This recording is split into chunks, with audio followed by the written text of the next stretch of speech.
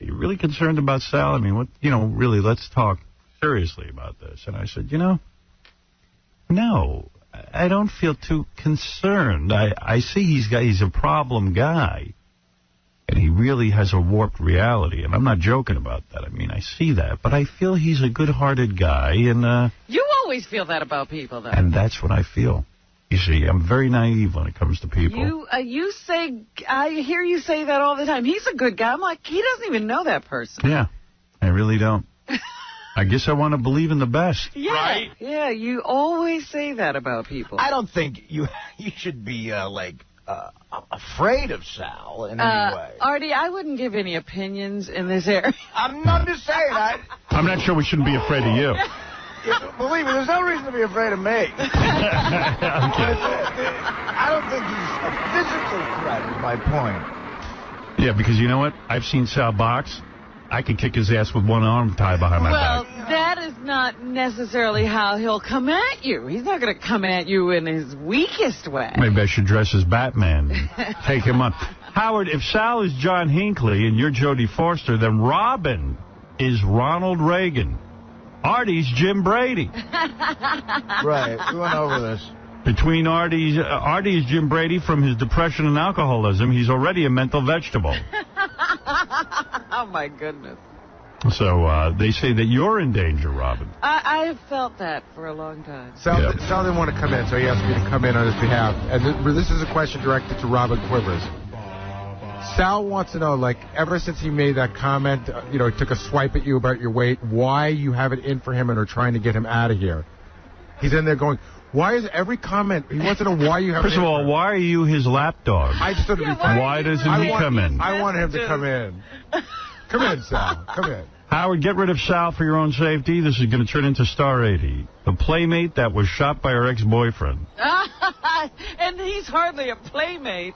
Here's someone who says, get a certified psychotherapist or psychiatrist to come down there and have a conversation with Sal in another room with a remote microphone. And let's see what transpires. Also, let Sal take a lie detector test. About what? About finding out what's going on inside his head, what's really true. But And what are the questions? How far he'd go. There's nothing in my head. I mean, there's nothing going on in my head. No, there's plenty going on in your head. For you to say there's nothing going on in your head is ridiculous. You revealed your inner thoughts here. Right. You're obsessed with it. And we're wondering how far the obsession goes inside that head.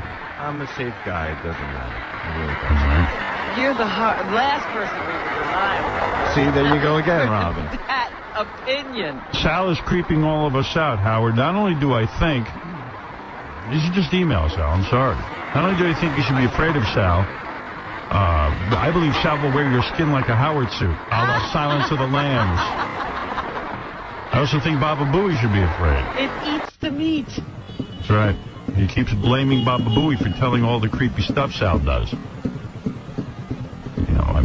Sal has revealed some things yesterday that were really mind-blowing. Oh, it's crazy. He recognized an outfit you wore in a picture and could tell you exactly where you wore. I think that's admirable. I mean, he also wants to go to my psychiatrist. Oh, that was over the top. Well, that happened when you read an email from a psychiatrist, and I said to Gary in passing, well, why don't I go to his? Who knows Howard better than him? Why don't you go to... Howard got to do with your psychotherapy? Because I'm involved with Howard. I mean, I hate to say these things, but, whatever. You have to go to psychotherapy, but you need to go to my psychotherapy. Oh, my. Because you're involved with me. Family therapy. I'm not your family. I knew it. I told you, he's psychotic. I said this yesterday. I said he wants to have, partner or couples therapy with you. What should I do, Robin? Why don't you make a suggestion? I think you should see a psychiatrist on your own. This is about you, not me. I don't think I have any problems. If I go see a therapist, I don't even want to say this. What? A therapist will talk me out of looking at Howard differently, and I won't be as good on the show. Oh, Trust me, you'll be fine. You're so funny.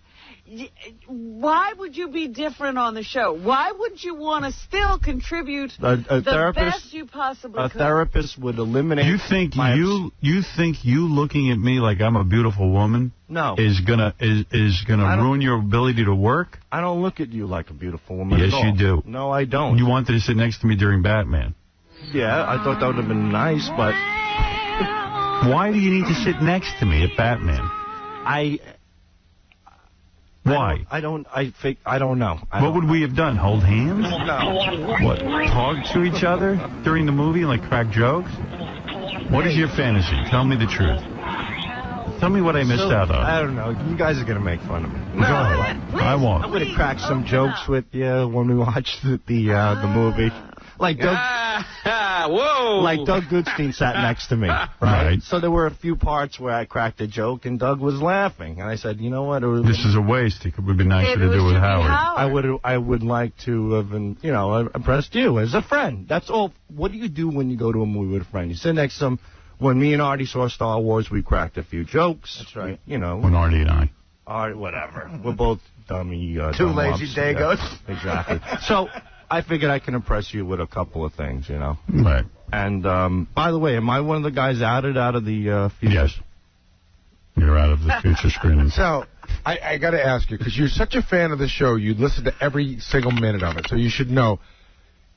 Do you really believe that Howard would be amused that if you sat next to him during a screening and told jokes? You hear Howard say all the time, right? I want to watch the movie. I want to be left alone. Everybody should be quiet. Everybody should be quiet. So why do you think that would work? I think I'm in too deep with Howard. You're not in deep at all. That's the funny thing. I'm in too deep. I think I pushed Howard so far away that even if I was, completely cured tomorrow, he's so creeped out. He's so scarred by my actions that I can't do anything. I have never in my life, in all my years, felt more like a Playboy playmate with a guy who's online waiting for my autograph than when I'm around you.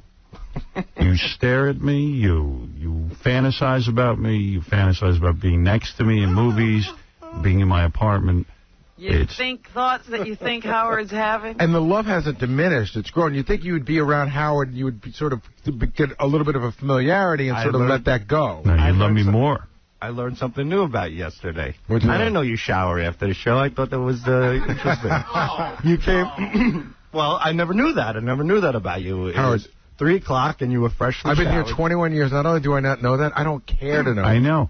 Like, why would even focus on that? Why is that interesting information? 3 o'clock and freshly showered? Yeah, it's 3 o'clock. I mean, why would you shower? But it was I took a shower because I went for a run. Oh, okay. Is that okay, Sal? Yeah. I'm thinking about I just figured I didn't need to stink. I'm thinking about going running, too, for real. Yeah, of course he is. And of course. Who would be a better bodyguard than me? All right. Yeah. Think about it. Yeah, who's going to bodyguard me from you? Yeah, the guy who's going to attack you is running with you. Yeah. Artie will. Artie will be running behind me. I'm not going to be running. Well, you are the subject of much email. I'm sorry. I'm just trying. And I just want to make everybody happy. Trying for what? And how's it making anybody happy but you? I'm not happy. You're not? No, I'm not happy at all. He's completely unhappy. He's not satisfied with my relationship with her. How am I happy where I'm trying to make Howard happy, and in turn... We have this conversation all the time. You know how you're happy? You have your dream job, and you're doing well, and you're working at the place you always wanted to work. That should make you incredibly happy. That makes me happy. But it's not enough for him. But the only person screwing it up for him is him. Yeah. I don't know how I'm doing it, but I'm doing a good job. Right. What'd your wife say last night when you went home? Nothing. She doesn't talk to me. I don't blame her. She thinks I'm a moron. Oh, my goodness. Complete idiot. Of course. Usually Sal and I have these conversations, and he goes, I went home last night. My wife goes, why don't you leave those people alone? When we weren't invited to the birthday party for the soccer team, my wife knew it was because of my psychotic. I knew it. I knew I was in for it, man. Right. She's starting to look at me like a real creep. When she says leave those people alone, what's she talking about, us? Yes. Yes. No. She defends Howard. Of course. And the funny thing is that she wasn't crazy about Howard. Now that I work here, she defends Howard, and she thinks I'm a woman. And to make matters worse, if you think it's that crazy enough, I'm sure she's looking at you and thinking if she could get a quarter of the love you want to give Howard to her, she'd be much happier. Right. When I hear, that's why you need a psychiatrist. When I hear you read email, I hear my wife saying those emails. It's like, it's almost as if she goes down in the basement and types them herself. I think she's 20 different emails. Maybe she is. It's unbelievable. Well, because she sees that you could have a loving relationship with her, but instead you're fascinated and in love with me. You're devoting all your time and efforts and energy to Howard. And I'm not in love with you. I don't even like you. He's going to wear you down. Horrible. That's a horrible thing to say. He's going to wear you down. I'm not wearing Howard down. Listen to me. I love Howard so much that I know to keep my distance from Howard. You know, All so right. that kind of helps. Thank you. And I thank you very much for the screening yesterday. Yes. But was he very attractive after shower? He looked really good. I never saw the wet look before. Your hair came in a little bit closer to your face, which I thought was nice. The answer is I'm a straight man. I don't know. No, he makes me uncomfortable. But think about I don't know what you look like. You look like a guy. What was I wearing yesterday? Bright orange shirt, open, no T-shirt underneath it. Nice, flimsy, summery, very bright orange. Yeah, flimsy, little flimsy. It was nice. I don't remember the pants. I was just focused on your hair because it was wet and looked different. It looked good. You look like a white black guy with jerry curls. You know, it was kind of like.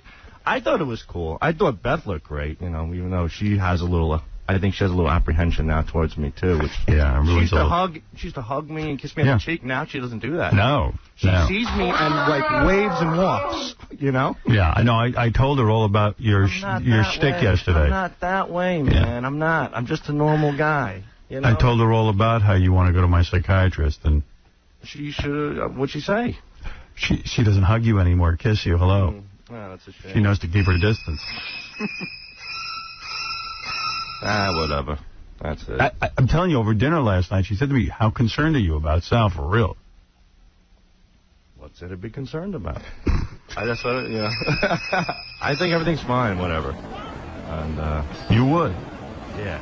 Let me ask you something. You did recognize the problem with the John Hinckley, Jodie Foster That's thing, just right? stupid. It's funny. No, I'm just asking you. When you listen to what John Hinckley thought of Jodie Foster and how he wanted to impress her and how he was obsessed, you recognize that he had a problem. Sure. And you don't see any similarities between you. No, I would never fawn over Jodie Foster. I mean, take a look at her. Right. Okay, I'm much hotter. Exactly. We're not talking about Jodie Foster here. That's the part of the equation. Anybody who shoots somebody over Jodie Foster has more problems than just shooting the president. What's your favorite shirt of mine? You like that orange shirt, or do you like the... Favorite shirt of yours is a striped shirt that you wear. It's like a blue and white striped shirt, long sleeve that you wear at work from time to time. Okay. Fair enough. I don't even know the shirt. I didn't think of that one. Let me go look through the closet. Probably wore it 3 times. Really? Maybe I'll give it to you. Oh, that'd be great. The next time I'll you make wear it, he'll say, Howard's trying to tell me something. He's wearing my favorite shirt. I'll make a bra out of it. Get rid of that shirt. You know the amount of times you wore it? 3 times, about 3. I'm telling you. I'm just curious. You don't know when this last time I wore it, do you? Probably about 3 weeks ago. You rotate things very widely, which is pretty good. Right, thank you. You have Ralph's doing a good job. Perfect. Yeah, well, he's got to. Yeah, he's doing a good job. Okay. So far, so good with the clothing. All right. Sometimes I think you should wear a T-shirt underneath, though, that shirt. Sometimes, like that shirt, you should wear. All right, listen. The one you're wearing now? Yeah. Okay, can you leave? It's a peach on peach. And can you go? Stand up. Let me see what you're No, wearing. I'm getting so creeped out by him, I can't even tell you. Be a good sport, pal. You gotta leave. Come on, buddy. You gotta go. I gotta see this. You gotta go. Come on, bud. You gotta leave. Stand up. Goodbye. You've never done anything for me. Get out. All right. Get out and really. The words I love I'm not from you. standing up. I don't want him looking at me. I feel like a lamb chop. Get out of here. Again. Say it again. All Say right, it out. thank you. Oh, my God. Stand up now and let me see the shirt. No. I don't know what he's talking about. I'm just really disturbed. Well, you hired him. I know I did. You know, every day I get in my car and the driver says, "Has Howard learned his lesson?" In other Every words, day he hears these comments from I'm getting harassed, ladies and gentlemen. Ladies and gentlemen, Uncle Paulie, you're on the air. Uncle Paulie. Hello. Hey, long time no speak. Long time no speak to you. How do you feel? Feeling good? Yeah, feeling good. We got to have you down here. Oh, very good. Listen, I'd be like to talk to you. I got to make a little sing. Go ahead. I can do now? Sure. Okay, listen to this. Oh, 𝗦𝗵cie𝗄𝗿𝗱, you're such beautiful show. And your generation, they love you. What have you thinking? What have you say? What have you do? That's honestly true. But some the politicians, they never like it too. Look at this But guy. I didn't like it and feel that. Huh? That's some voice on him. My voice is good. My voice is very strong. You sound good, Uncle Paulie. We'll have you down here soon. So I want to be there soon. Yeah, very soon. Thank you. What? Uncle Paulie's good when we have chicks down here. Starts calling them whores and screaming at them. Putan. Okay? Putan. Okay, have a good day. Bye-bye. Okay, bye-bye. Tone deaf Pavarotti. Stunat.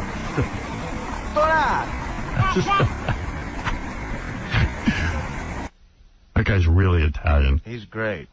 Like, I pictured him eating prosciutto.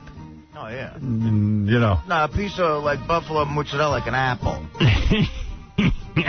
That's, He just bites into the yeah, whole just ball. pick it up. It's like an apple, you know. It's an apple. A cheese apple. Mangia.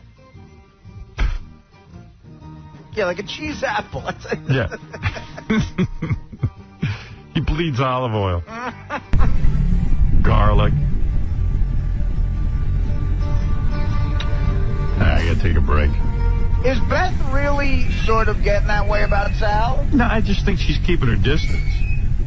I think Beth's super friendly. Like I saw her. Yeah. We were somewhere in AA at Big Kiss. Right, no, I know. That's what I'm saying. I mean, that's odd to hear about Beth, because she's usually sort of tolerant. Today I was talking about these operators now. I wasn't aware of this, but there's a service for deaf people. The relay operator. Relay operator. Yeah. So we wanted to know how far would a relay operator go? Like, would she repeat anything? And the answer is yes. Really? Here it is. So Sal went on one phone line and called Richard Christie. Sal called the relay operator. And the relay operator says anything, and I condensed it for you, so you don't have to sit through the long period of time. Well, let me ask you something, because neither one of those guys are deaf. I don't know. It's just anyone can do it. Really? Yeah. Yeah, explain. What you do is you can go right on the internet, Robin, and you type in the phone number, and the operator even dials the phone number. So I dialed Richard's phone number, we plugged it into the mixing board, Right. and then I start typing. Okay. And that's it. That's good. Thank you. Here we go. This is unbelievable. Really unbelievable picture about it. Hello?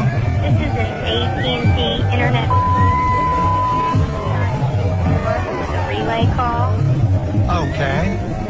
This is Jack 𝗦𝗵cie𝗄𝗿𝗱. May I speak to Rod Dickinson, please? Yeah. Okay. The caller has typed, I'm a dirty little whore who likes protein shakes. Go ahead. That sounds good to me. I'm all worked up and horny. I like black down my dirty asshole. Oh, well, I can fulfill that fantasy. I got a big black... Take that beefy black and shove it down my until I gag like a bulimic victim. Go ahead. Okay. I want you to slam my like a heavy bag, bruise my liver, and slap my and me until I blood. Go ahead. I'm going to scream in his ear as I the dog out of him. I want you to take your slimy, smelly, black and my like my eardrums. Go ahead. By the way, we got to replay this when we get to satellite. Oh, yeah. Because I'm having even trouble. Like, it must be great unedited. That's what I'm talking about why I like satellite. I hate these bleeps. It's so stupid. But man. Yeah, she'll read anything. Oh. Wait, I'm not done. Okay. I want to gargle your delicious and spit it back in your mouth. And then I want you to punch in my face. Okay. I want to get on my knees and have you slap me in my face with your beefy, rubbery, dirty, dripping, veiny black. And then I want my dad to come in here and your while I tongue your. Go ahead. Go ahead. Okay, great. Okay. The color type, ooh, ooh. Ooh, yes, yes, yes. More, more, more. Ooh. Ooh, ooh. Quack, quack, quack. I'm all wet. My keyboard is soaked. I feel like I'm typing in a pile of clam chowder. Go ahead. Okay. Okay.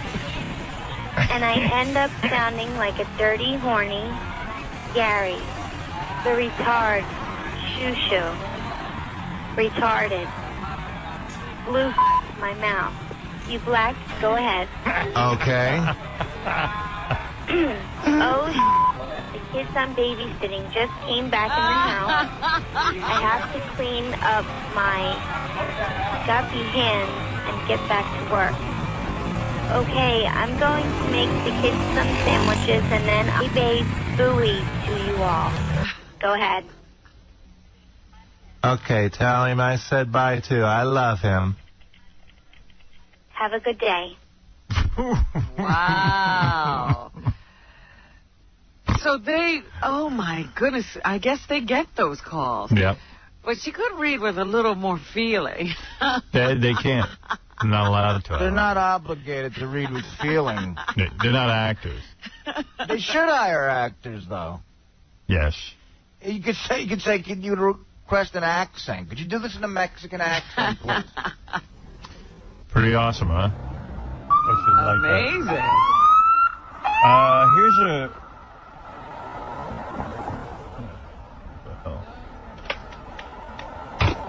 You know, I'm going to help the other radio stations out because I don't care at this point. I'm leaving radio anyway. I'm going to satellite. So it doesn't help.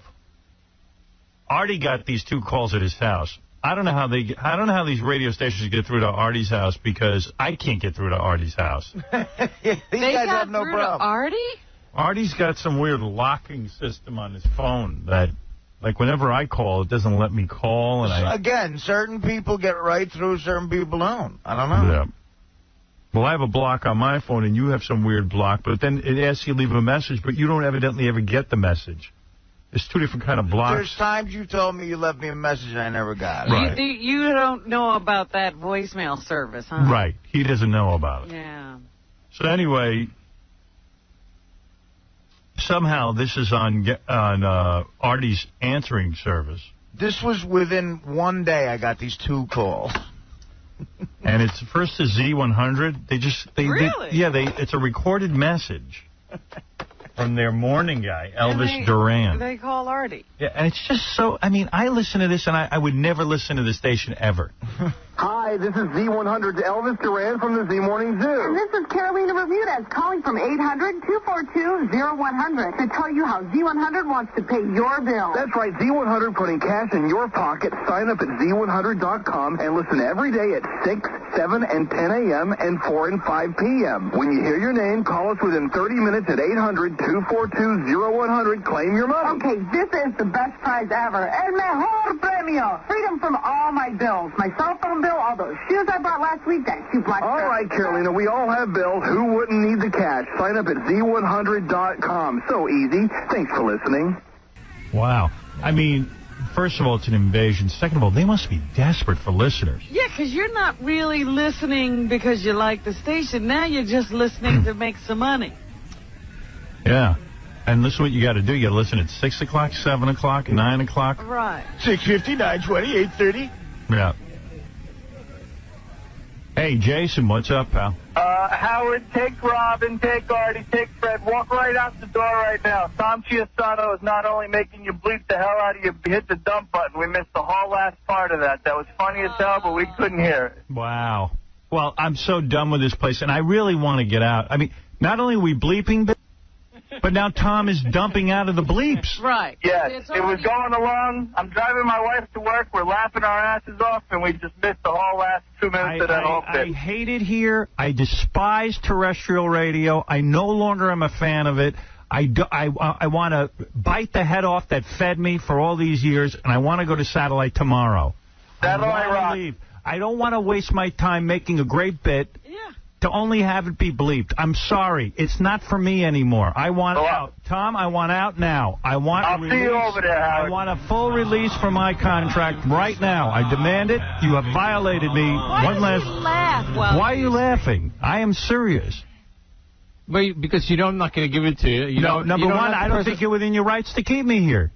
No, you know that's not right. I think there's some of my contract that you're doing something wrong. No. I know it. I know. He's laughing. I know. You're upset and totally over this whole thing. He laughs. You're not allowed to run There's a look on his face, and the hand motion. I want out. Let me out. No. I'm telling you that I'm knocking this industry. This is not good for the industry. You've got to release me. No. I'm coming out against the terrestrial radio. I'm against it now. I'm standing up for my own freedom by moving the satellite. I need to do it now, please. As a friend. You know what? I got to get out. If I could as a friend, I would, but I can't. Can't you talk to that genius, Joel Hollander, who is single-handedly ruining radio by leaving me on the air? He's not single-handedly ruining radio. Yes, he is. He should get me off. Joel, I beg of you. Surely the other people in radio must be telling him that. Joel, you've got to be listening now. I know you can't be listening to 𝗦𝗵cie. There's not one person left that can listen to that. Please. What are you laughing at, Robin? Tom, let me out. Let me out. You're torturing me. I can't. Sorry. Did you hit the button on that last bit? They didn't bleep it properly. Oh. I have asked. Howard, if I may. The first day on satellite, Tom. Tom, the first day on satellite, tune in. I'm going to play that bit without any beeps. Everybody get ready. You realize your first show is going to be 10 hours there? Yeah. The first show I do on satellite, January, whatever, 2 or 3 of 2006. It's going to be a 10-hour show. Get ready. It could be 24 hours. I might go 10 hours. It's a 10-hour first show. Be prepared, Artie. See, take a lot of Depakote and Paxil and get your ass in there. I'm going to bring a sleeping bag. Bring a sleeping bag, Robin. Bring whatever you need. Mr. X, if you can't go out without 10 hours. And by the way, you can have some Mr. X right on the air. You don't even have to go home. Nobody's going to stop It's going to be wild. No bleeps, no nothing. Oh, that I'd like to see. And don't worry, Fred. You can go home during it. I don't care. I don't want to stress you out. Fred has a wife and daughter to work. Yeah, I got to get home. There may be some things you have. Right. All right. Can I say something on a slightly different subject? I want to leave. I don't want to change the subject. If I may. I actually got a call from somebody in corporate yesterday worried about Sal. Really? Yeah. They say, I'm listening, and should I be... and this person who will go unnamed said, should I be worried? Should I be preparing, like, for the next round of one of these things that we've been through all too often? Oh, geez. I know. Let me worry about that. You worry about getting me out of here. By the way, tell them yes, you should worry about stuff. I don't know. I hope Sal's going to be okay. I really like working with the guy. He really does need a lot of good stuff. Get his act together, though. I mean, for himself. I blame me. How much of that bit did you bleep? Oh, there were 3 edits. Wow. 3, so it wasn't 2 minutes. It was 12 seconds in total length. Yeah, oh, dude. The whole bit was 2.5 minutes. They don't understand where they've been and where they're going. It disrupts the entire Listen, I have asked them specifically to have all that stuff, all the bleeps go past Scott. They decided to do it on their own again. You take all the humor out. You know what, dude? I got to get out. It's just not my show anymore. I want out. We used to be able to bleep a certain way. Now we can't. I understand you guys. You don't want any hassles before I leave, so you're playing it ultra-conservative. That's not my scene, man. I understand that. Yeah. Let me out. Come on. Really? Can't. Why? Why? Why? I don't have to do live commercials, I'll stop doing them. Would that force your hand? No. And I think Come on. you do. I do not. Yes, you do. There's nothing in my contract says I have to read them. When's the last time you read that part of your contract? About 3 weeks ago. Right. I had my agent look it up because I'm, thinking about becoming a real jerk. I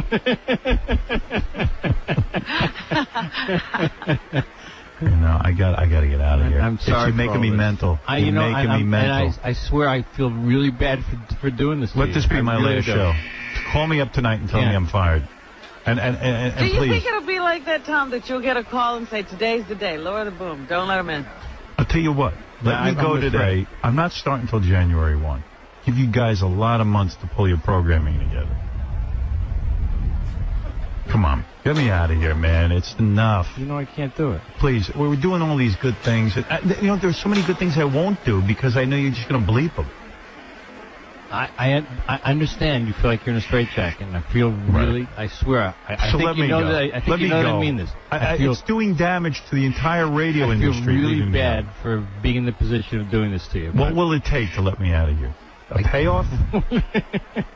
I mean, they ain't going to pay. They're waiting till January 1 anyway. If you're waiting for the payoff, if you notice, they don't care. They're waiting. They figure they paid enough. They like all the anticipation. You're feeding right into their plan. You're feeding into their plan. I'm telling you their whole game plan. They like this. Do that. No, it isn't. Yes, it is. It's not the show I hear in my head. It's the best show in the radio. It is not. It is. No, it's not. It is. I listen to it every day. Everybody listens to your show. Everyone says the same thing. The show sucks now. That's right. The show That's sucks wrong. now. That's not. It does not. You ride hell, Tom. You better. Oh, nice. Yeah. I'm rubber, you're glue. Whatever you say bounces up me and sticks on you. Okay, Brian? Right. All right. Isn't Dave Grohl waiting outside? Love Dave Grohl. Yeah. Great artist. Thanks, Tom. All right. You better not do dirty songs. Yeah. Hey, keep it clean, Dave. No mother effer in Monkey Wrench or Right. ever along. Hey, Mike Tyson, just to wrap that whole conversation up, let me move on here. So frustrating. I'm thinking the whole audience is cracking up. And they can't even hear some of it. Yeah, that's great. Well, because 12 seconds, that obliterates the whole thing, basically. Yeah, pretty much. It was already bleeped, and the bleeps got bleeped. The bleeps got dumped. Yes, Michael. Hello. Hello. Yes. I was calling to say that in Chicago, I think they're double editing the show. Oh, I don't doubt it. Yeah, it's been chopped up and it's awful. You should just read from the Bible one day, read from the Quran the next day, and just bore people away, and then maybe they'll let you out of your contract. Yeah, I don't operate like that, though. I mean, that's like... I don't hate these guys. They've been really good to me. I just... It's enough already. Oh, no, I understand, yeah. But, yeah, they've been killing here in Chicago. Yeah, I know. I don't know what to do about it. Well, I know, you're moving on, but try to have a good day, everyone. If I read from the Bible, they probably believe that because it's racing. Yeah, I'm sure they would. There are parts of the Bible you probably couldn't read on this show. All right, this is a whole list of how Mike Tyson went through all his money. We discussed Michael Jackson pretty thoroughly, right? Yeah. I was doing the rap about Z100. If you think that's bad, then... So Artie then gets a call from WKTU. Right. Their morning team. Everybody wants you, Artie. Yeah. This is Goomba Johnny, who is more annoying than Elvis Duran.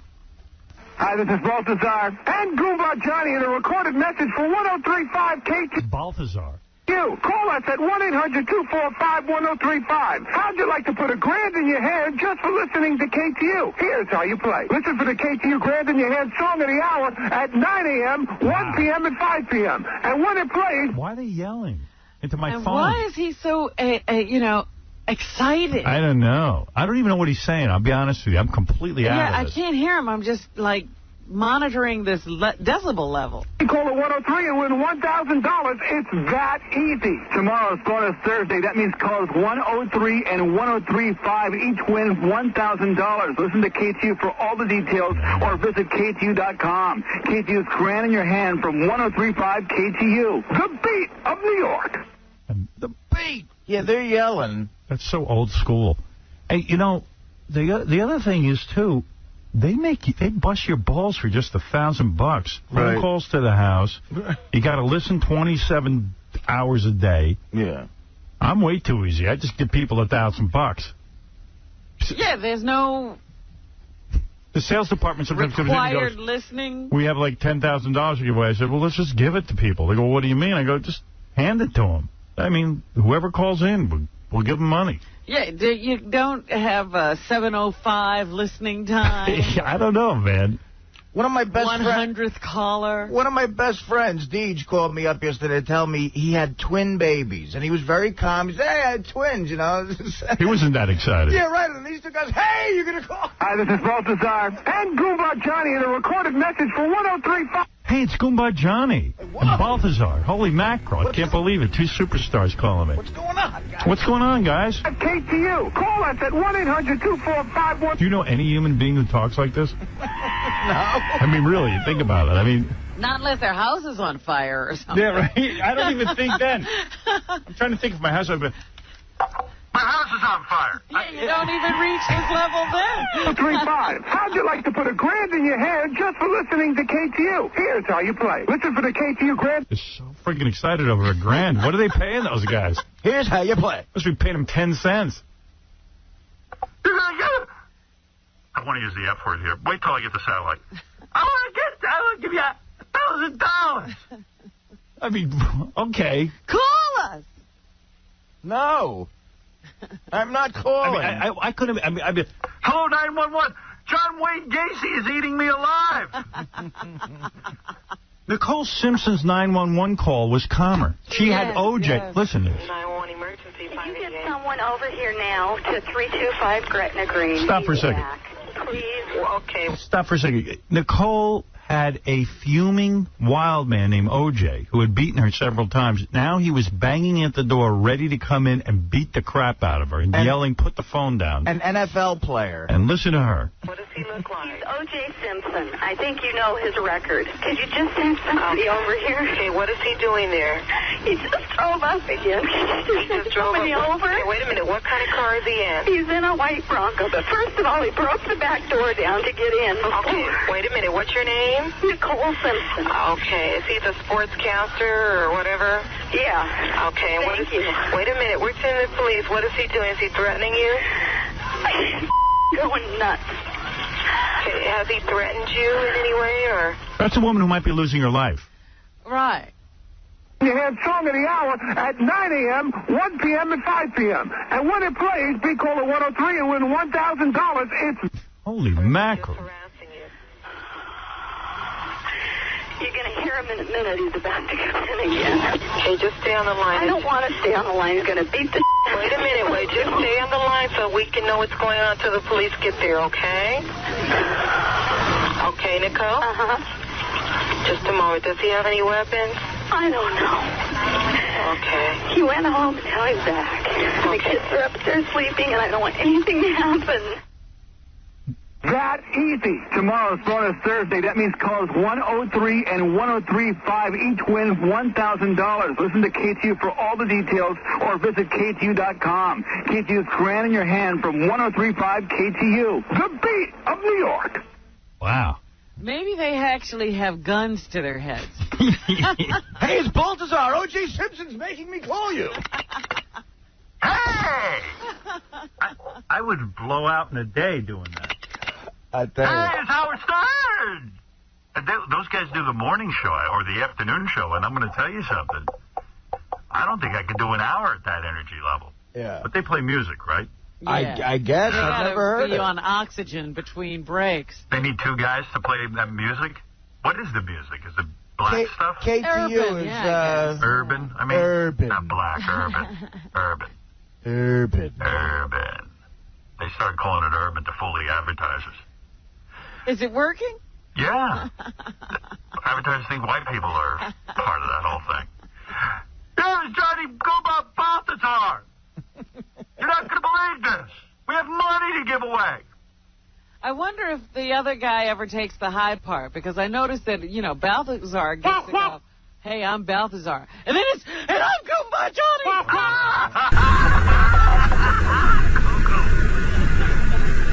Could you imagine getting, like I had 3 messages, 2 of them were Elvis Duran and these guys. What do you think? Do they both have the same? Like, they have it. So we get on the phone.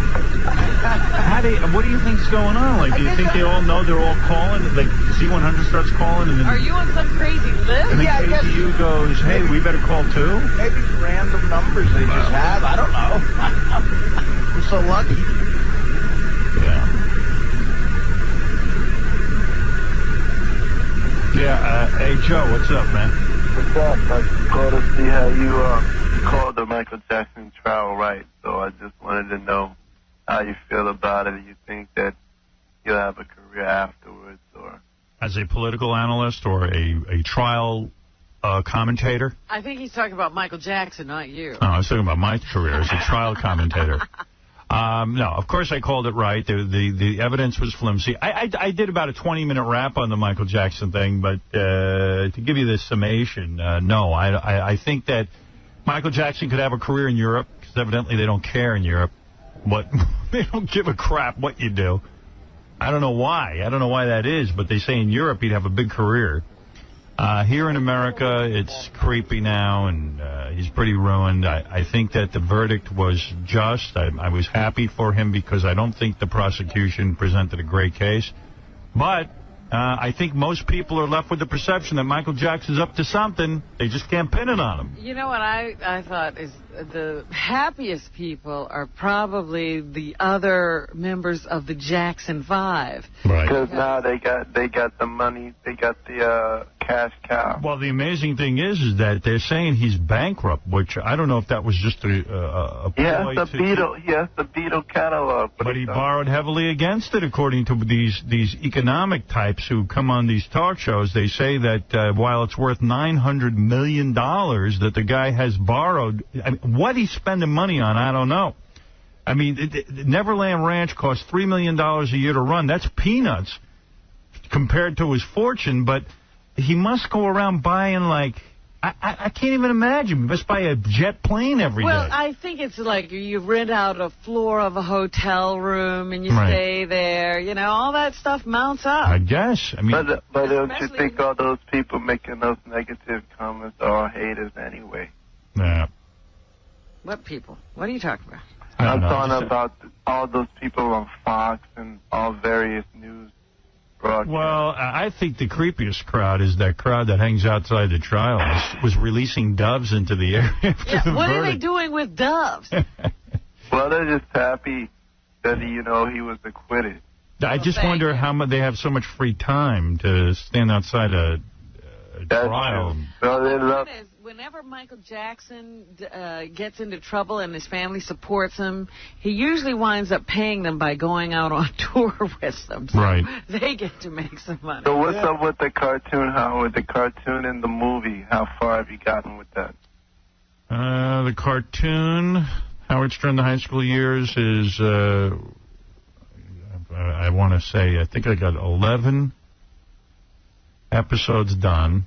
Written, not done.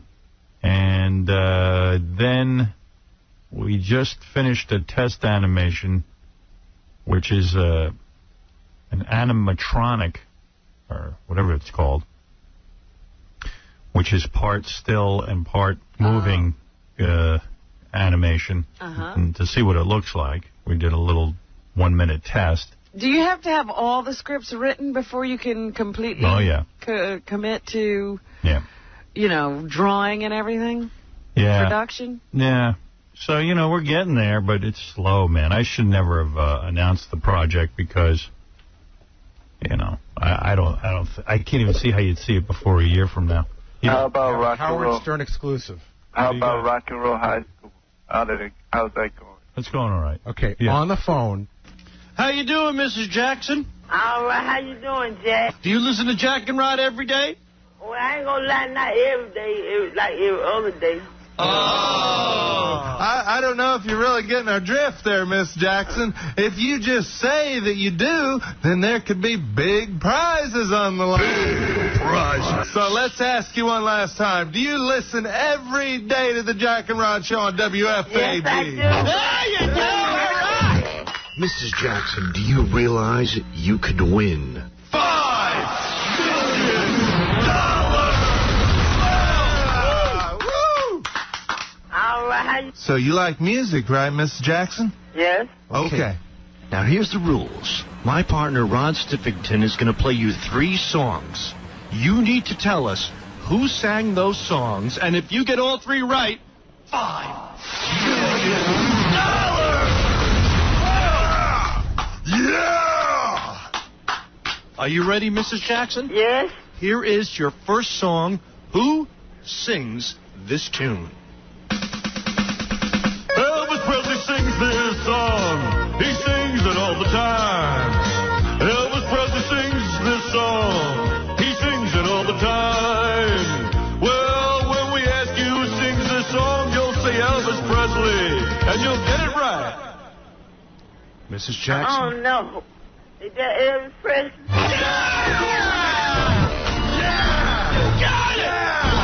How you feeling, Mrs. Jackson? I'm feeling good. 2 more songs to go. That was kind of a tough one, too. So you got 1 out of 3. Listen carefully and tell us who sings this song. Michael Jackson sings this song. I sing this song and my name is Michael Jackson. If you guess my name, it'll be the right one. Yeah, I'm Michael Jackson. I sing this song. My name is Michael Jackson. Who sings that song? Was it Michael Jackson?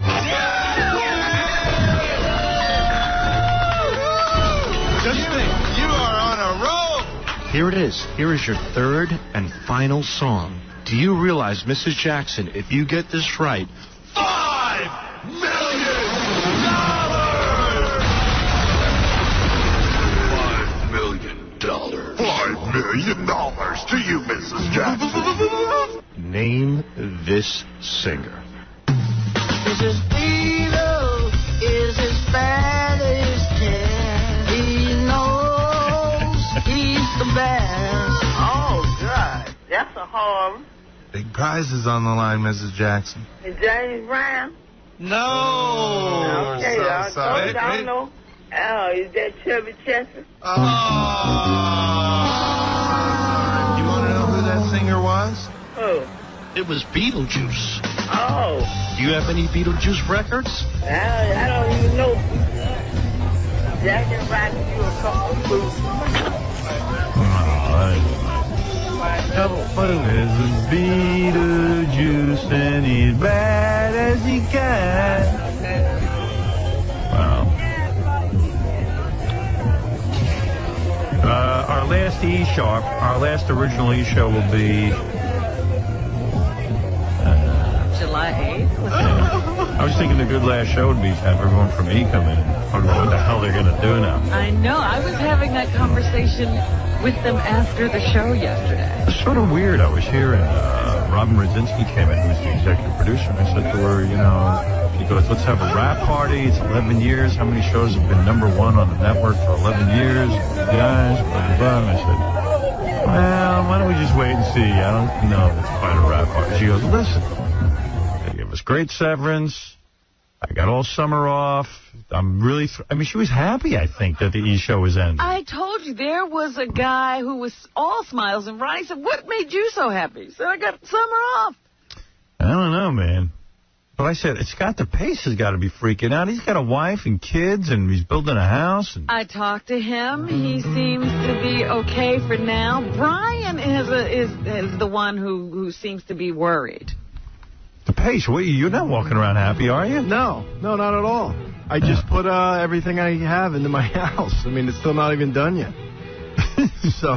But the other thing, the heartfelt thing that Scott said to me the other day is, I don't want to go work for some other show. I like this show. I was a Stern fan before I got here, and it would suck to have to direct a show that I didn't care about. Welcome to Donnie Deutsch's team. Deutsch wants to grab all my people. Scott was telling me that he's going to take a month off, just hang. Right. And he's going to tinker. He tinkers around. He likes to screw around, inventing little electronic stuff. Inventing? He's going to tinker around with that and then go look for work. What have you invented? No. All right. In the past, I invented a golf product. That's right, the golf caddy. The video caddy. The video caddy. I made it. I marked. I did everything except sell it. What is it? What does it do? It's a clamp. Well, now I'm going to give my idea out, but believe me, it's a clamp to allow you to videotape your swing on the golf course. Well, you can, Howard, you clamp it to your golf cart. It was a great idea. You just gave that away? You're giving away the gold. You're a bald, beefy Thomas Edison with a big... I invented something called the Semitic Alert Bracelet. It alerts you when a Jew is near. How's that work? It's the Semitic Alert Bracelet.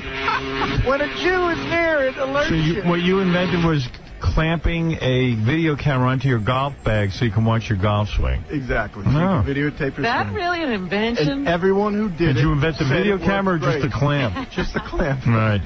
And I've got another one, but I can't talk about it. You have a prototype? On the clamp, yeah. No. We actually use one right here. We're using it on Robin's booth right there in the show. Oh, is that why we can't see her?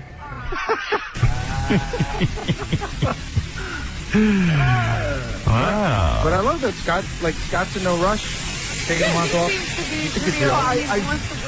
Bro, I had no... Well, you got a wife that works, but, man, I had no attitude like that, man. When I got fired from NBC, I was, in a panic. Chomping at the bit. And I had a 3-year contract, and I was in a panic. I just had to work. You know, I definitely am type A, and I do want to work. But why weren't you type A here? I am, dude. You. If you're type A, what are you going to wait till you go to another show? Hey, you don't know, man. We might get the show. That's what I'm not allowed to talk about anything. Well, Brian was the one who said, "Man, I don't know. I gotta get some benefits." Yeah, that's the tough part for them. He doesn't. He's losing all of the hospitalization and medical and all that. Right, because of the kids, you need benefits. Yeah. Two kids and wife and yourself is like $1,300 a month. Yeah. Wow. Yeah, I gotta figure somebody's upset out there. I was really bummed out. I went out and I'm like, hey, these are people I know for 11 years. They walk out there all smiling and like. You know what? It's starting to wear off. That last Friday and Monday were the bad days, I think, for a lot of us. Right. You know? But I'm talking to Ralph. I go, what are you gonna do? He goes, well, what do you mean? He goes, you'll think of something. Right, he's waiting for you. Yeah, and he's doing better than a week's severance, by the way. What about you, Doug? As far as what, am I freaking out? Am I panicking? Yeah. No. And what his wife works too, right? No, my wife got laid off about a month ago. Oh, no. But why aren't you panicking? She did get hired yesterday. Oh, she's about to accept a job, so. Why are you not panicking?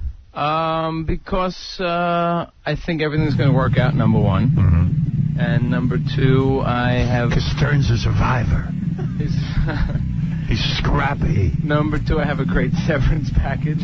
Oh, yeah. And what's this great severance for? How much months pay do you get? It's a week. Oh, let me see if I got this right. It's a week for every year that you work for the first 5 years, and then after that, it's 2 weeks for every year. So if you work 10 years, that'd be 15 weeks, right? But, do I get one? Do I get a severance? No, I actually talked to somebody else. I was like, where's my severance package? He started laughing. Why? I was You're joking. not staff employees. Right, we're not staff employees. Do you want to know how much I have? I have 6 months. 6 months pay. Severance, yeah.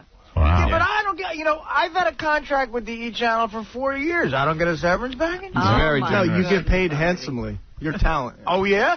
My paycheck's handsome? He's a millionaire. What's about my paycheck don't look like Brad Pitt from the E! Show? I don't understand something, though. Yeah. So, when you see, like, if I got 6 months' pay, I go, like, man, I want to bank that. I don't want to just live on it. I'm going to bank that. I mean, I'm hoping everything works out. But I've already had meetings. I met with people. I have things lined up for next week. But I hope that doesn't come to fruition where I need to do that.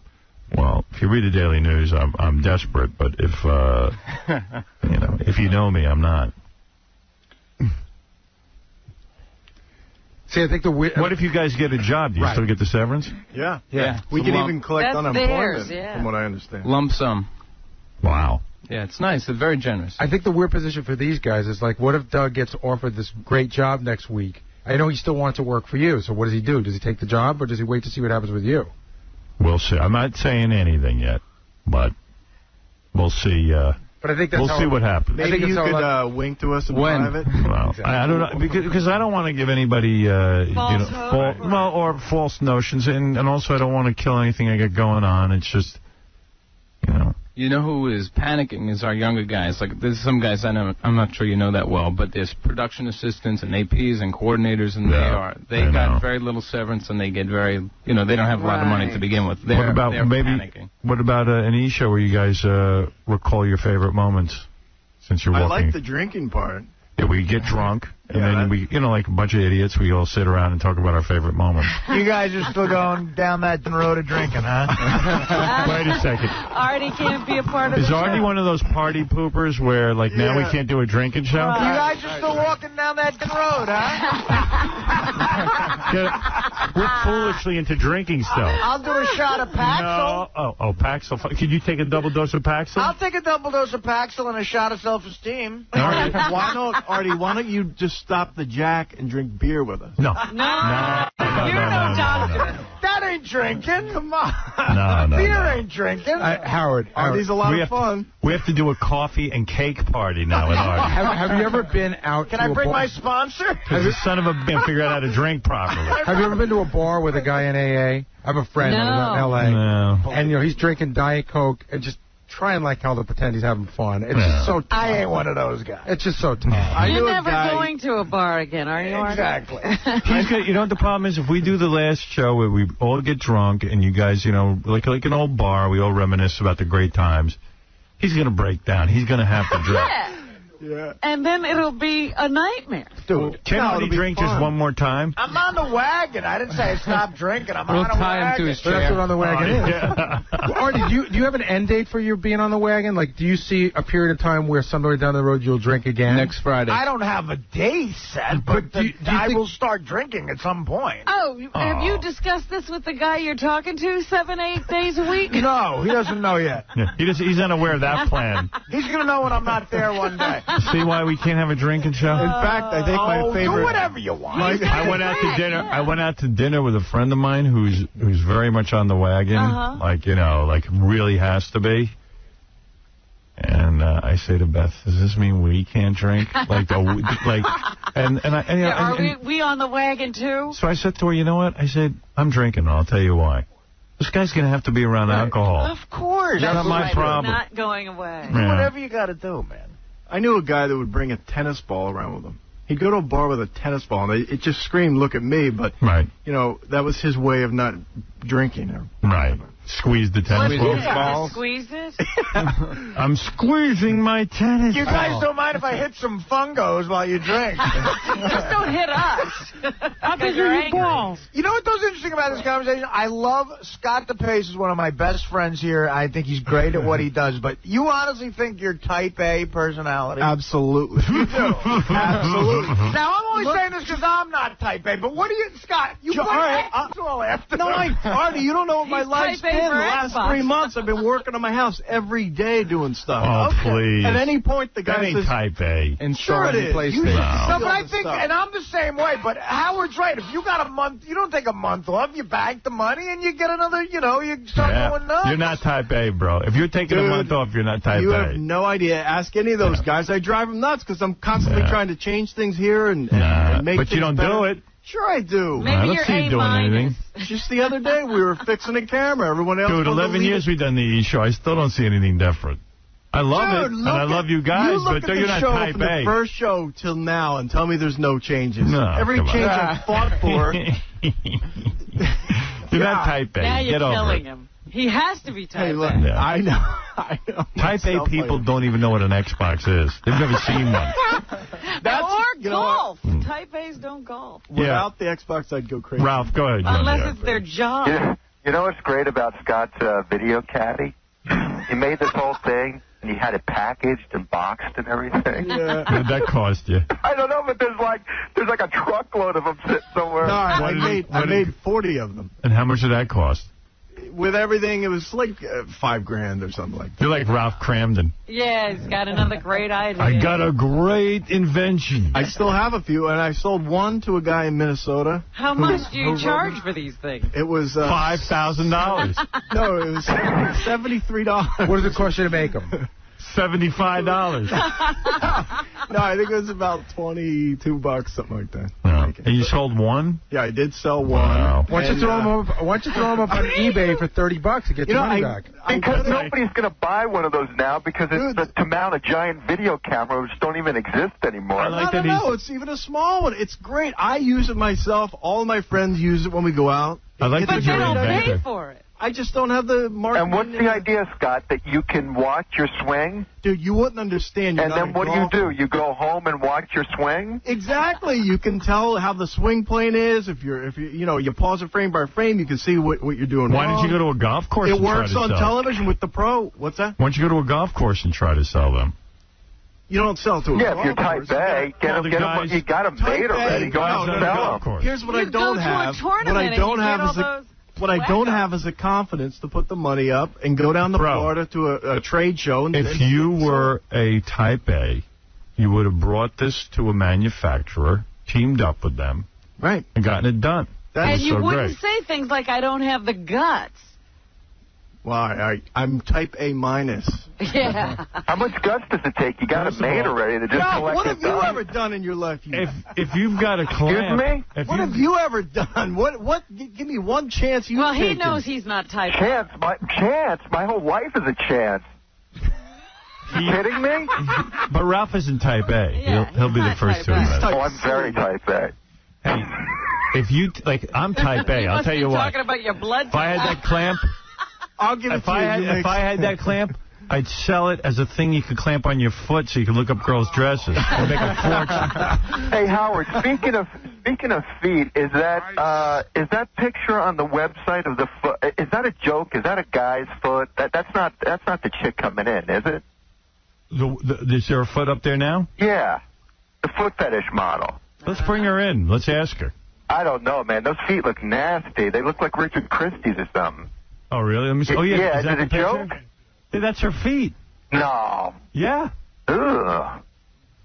Yeah. Those aren't hot feet. She doesn't have great feet. No. Maybe that's what the thing is. In It looks like her pinky toe is all gnarled too. Yeah, her pinky toe, the toenail's almost falling off. Yeah.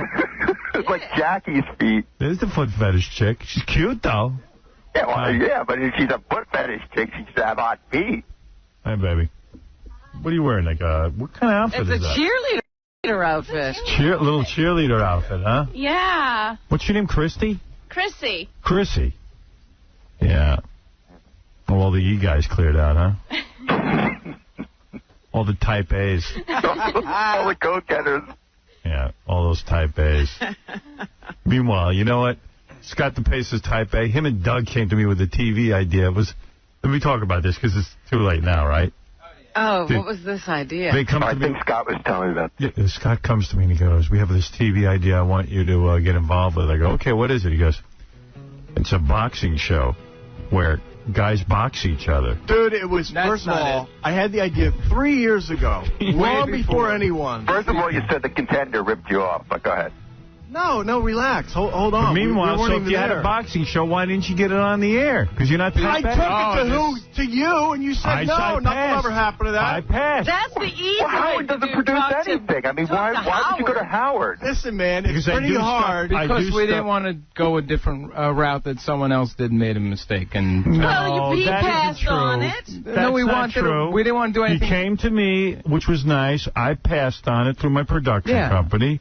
But I never told you not to go to someone else. And we did, and we got and an don't option. compare yourself to Scott, who went and stole an idea of mine. Now you're saying you got an option?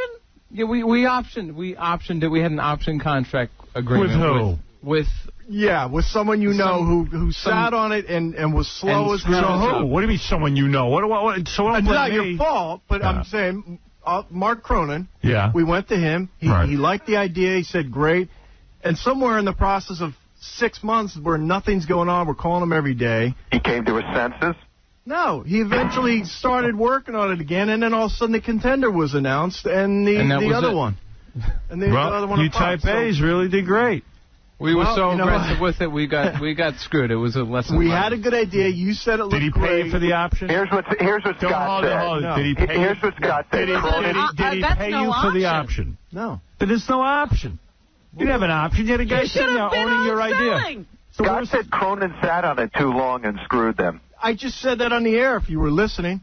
But he didn't pay you for the option, so why the hell would you give it to him? We just signed a deal that said we're going to develop this. Yeah, but for nothing? For zero money? How do you Type A? Are you insane? And then you made an invention and you spent $5,000 boxing How did this it. turn into this? I don't know. We were looking at your Type A personality. It's going all wrong. I'm just trying to understand how you're Type A, that's all. It would have been the best boxing show out there, and it wasn't only based around boxing, and it still probably has some what makes it so merit. great? It was more women, and women would have enjoyed watching the show rather than... Why? Because Scott wrote it on the proposal. He said women will like this. Because it was a little bit more relationship/boxing. So boxing was just a vehicle to get them thrown off. Relationship boxing? Oh, were they fighting their wives? There was women involved. I'll watch that. If a guy beats up a woman, I'll watch it. The women... That's women good. on the show. You never told me that part of it. The women on the show were picking the boxes. Yeah. Box. These guys came to me with it, with the women picking the boxes, and my head was spinning. You're like, what does that have to do with anything? Yeah, who cares if the women... I just laugh when people throw around that term Type A, because Type A got explained to me what it is once, and I am far from Type A. What is it? But not many people are. Here's Put it Type this way, A. I still Type cut A my is... own lawn. When's the last time one of you guys That did ain't something Type like A. that? That's not Sure Type it A. is. Type A would never cut his own lawn. I would never it cut a sure lawn. would. I'm not going to pay That's a waste of time. That is Type definitely A. Type C, D, That's E, or F. No, it's not. Cutting a lawn, in my mind, is a waste of time when you could be out working. You make money and pay somebody. You don't to come. ever I'm do not gonna pay anything that stuff. somebody else can do. I if did you're all Type my A. own flooring in my house. That's Type B. No, it's not. That's a guy who That's does Type it. C. I'm going to do it right because someone else is going to do it wrong. You're so silly. You don't know what Type Type A is. A can afford to pay somebody to do it. Type A is here. You can't pay somebody to put the floor in right? Scott, I'm not saying I'm Type A is after the show is over.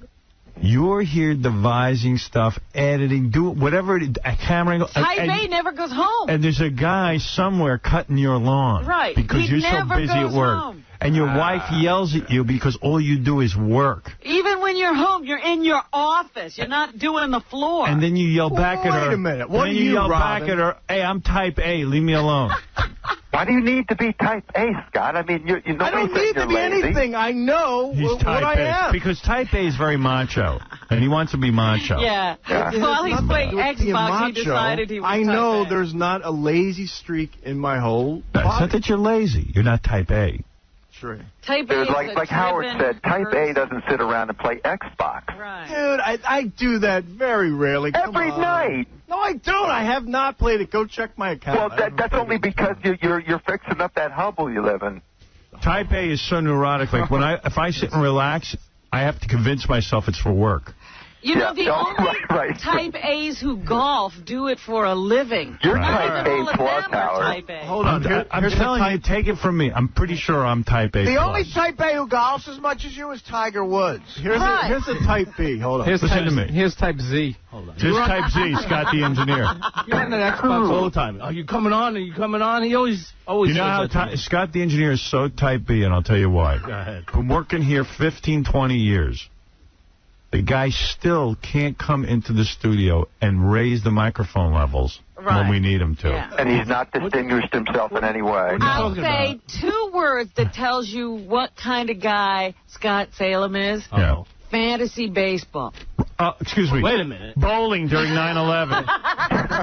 Can you invent me a bowling clamp so I can watch myself bowl? I need... Hey, isn't that a tripod, though, that you invented? No, because a tripod you can't carry around on a golf cart or on a, with you. Yes, you can. They're this big. You just stand it up and you watch yourself golf. Oh, yeah, you're going to walk around and Hey, set Scott, a tripod you're on type A. You're right. A tripod. You just invented a tripod for golf. You invented something nobody needs. It's a version of that. It is not. But type A's got nothing to do with talent either. I think you're very talented. I'm just saying a type A wouldn't be... I think he is, sure. Of course he is. What's his talent? He's a director. He directs a hit TV show for 11 years. He looks at a bunch of pictures and says, take this one, take that one. Oh, my God. And what do? Look at a bunch of clothing and say, oh, that looks nice. Or no, you don't even do that, do you? What do you do again? A little bit of this, Howard a little bit wears of the that. same thing every week. Little shopping, giving my opinion.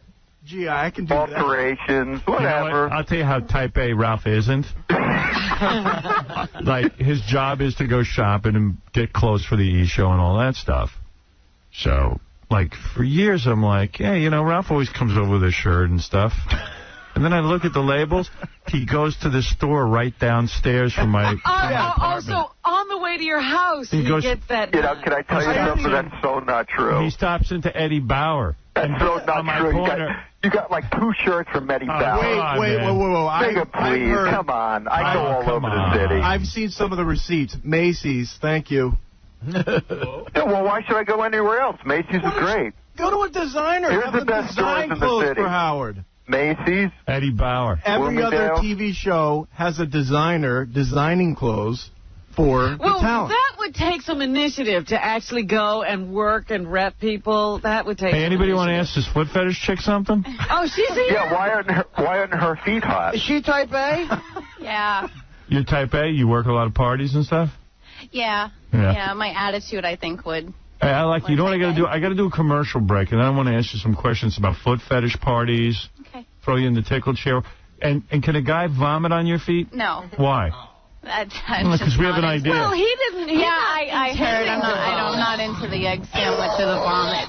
We can't spit an egg sandwich on your feet and then have a guy eat them? Well, maybe something else. The egg sandwich is kind of stinky, You guys smell your feet? Is that the thing? Yeah, they do. No kidding. They wouldn't like the smell of egg. I don't like the smell of egg. What do you mean? Like where do guys... She's turned off by an egg. Where do you... okay, Well, so... it's an egg sandwich. It's got mayonnaise and... No, it doesn't. No, there's not going to be any mayonnaise. No. That would be fattening. No. We're talking about ketchup. So you're wearing a schoolgirl outfit, like a cheerleader outfit. Right. And you don't do with these guys or anything. The only thing they want to do is worship your feet. Right. And what is foot worship? Tell me what goes on in this session.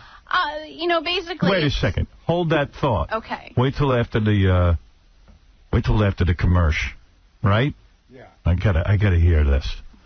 This is gonna be good. This is her whole living, huh? Yeah. Basically. And dudes smell your feet. Yeah. All right. Hold on. Does she let guys finish on her feet? Wait a minute. Let's come back after the commercial. Well, I don't think I could be here after the commercial. You don't let a guy do... No, nobody, pulls their thing out there. It's, everybody stays clothed. There's no nudity. Do guys get off during this somehow? Yeah, they get turned on. And this is a group of guys. I would be uncomfortable. For big money, you wouldn't let me pleasure myself while I lick your feet and smell them? I guess it depends what you call big money, but, these guys are paying me $20 for 10 minutes, and I just don't need the $20 that bad. Okay. But for $500, we might be able to do some of that stuff? No, I don't think so. Really? But you do this in groups of people. There are guys who want to stand around with each other and do this, huh? Why you got it's one-on-one. rules? Oh, okay. No, it's why you got rules with this? I mean, so what if a guy wants to pleasure himself? He's not doing it to you. Well, I mean, that's just a little too intimate, I guess, Yeah? for me. I guess I have to be into the guy to let him do something. But you don't like have to look. Let him let him smell your feet and rub himself. What if you put your foot in a baggie? Can he put your foot on his... That's a good idea. Did your foot ever mess around with his package? No. No? His package? This doesn't sound much of a... No, they basically, they suck on my toes, they play with my feet, smell them. All right, hold on. We'll get back to this in a minute. Yeah, Do you because mind we're hanging in doing there? the whole interview. Yeah. She's kind of a prude in a weird way. Yeah. You can't even get near her feet. All right, hold on. For a hua, she's kind of a prude. No, I think I'm pretty open-minded, actually. All right. Well, hold on. Everybody hold on, okay? Here, go on hold. I'll try. Where's he got to go? Nowhere. He's got to go to Type A club. Hey, tonight on E, see the beautiful Jessie Lee as she meets her dream man, Richard Christie. It's a wild encounter as Richard eats a piece of cheesecake off her stomach. Then they make out, and Richard practically eats her face. Ugh.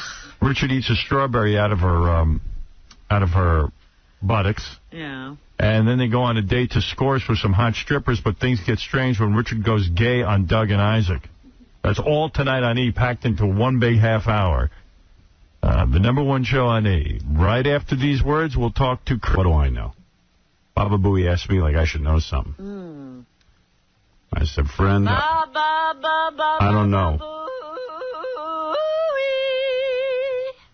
I'm so sick of Michael Jackson. I was talking to some cats who kind of know stuff or claim they know stuff, and they were saying so many times when they were around Michael Jackson, they would see him in bed with kids. Like, they never saw him having sex with a kid. But they saw him in bed with him. For days. Unbelievable. Well, I'll gotta still put him go somewhere. back to the original accuser who's, Michael would sleep with that boy every night. Yeah, I don't know, man. Yeah, but then they can't bring him in, I guess, because he paid him off. Well, yeah, but I'm just saying, he's been known to really need to sleep with a boy, and everybody's saying now he's closed up in Neverland. I think it's because he can never have another boy. Yeah, he's upset. Well, yeah. I mean, think about it. I have sex with Beth a couple of times a week. No one sees me having sex with her.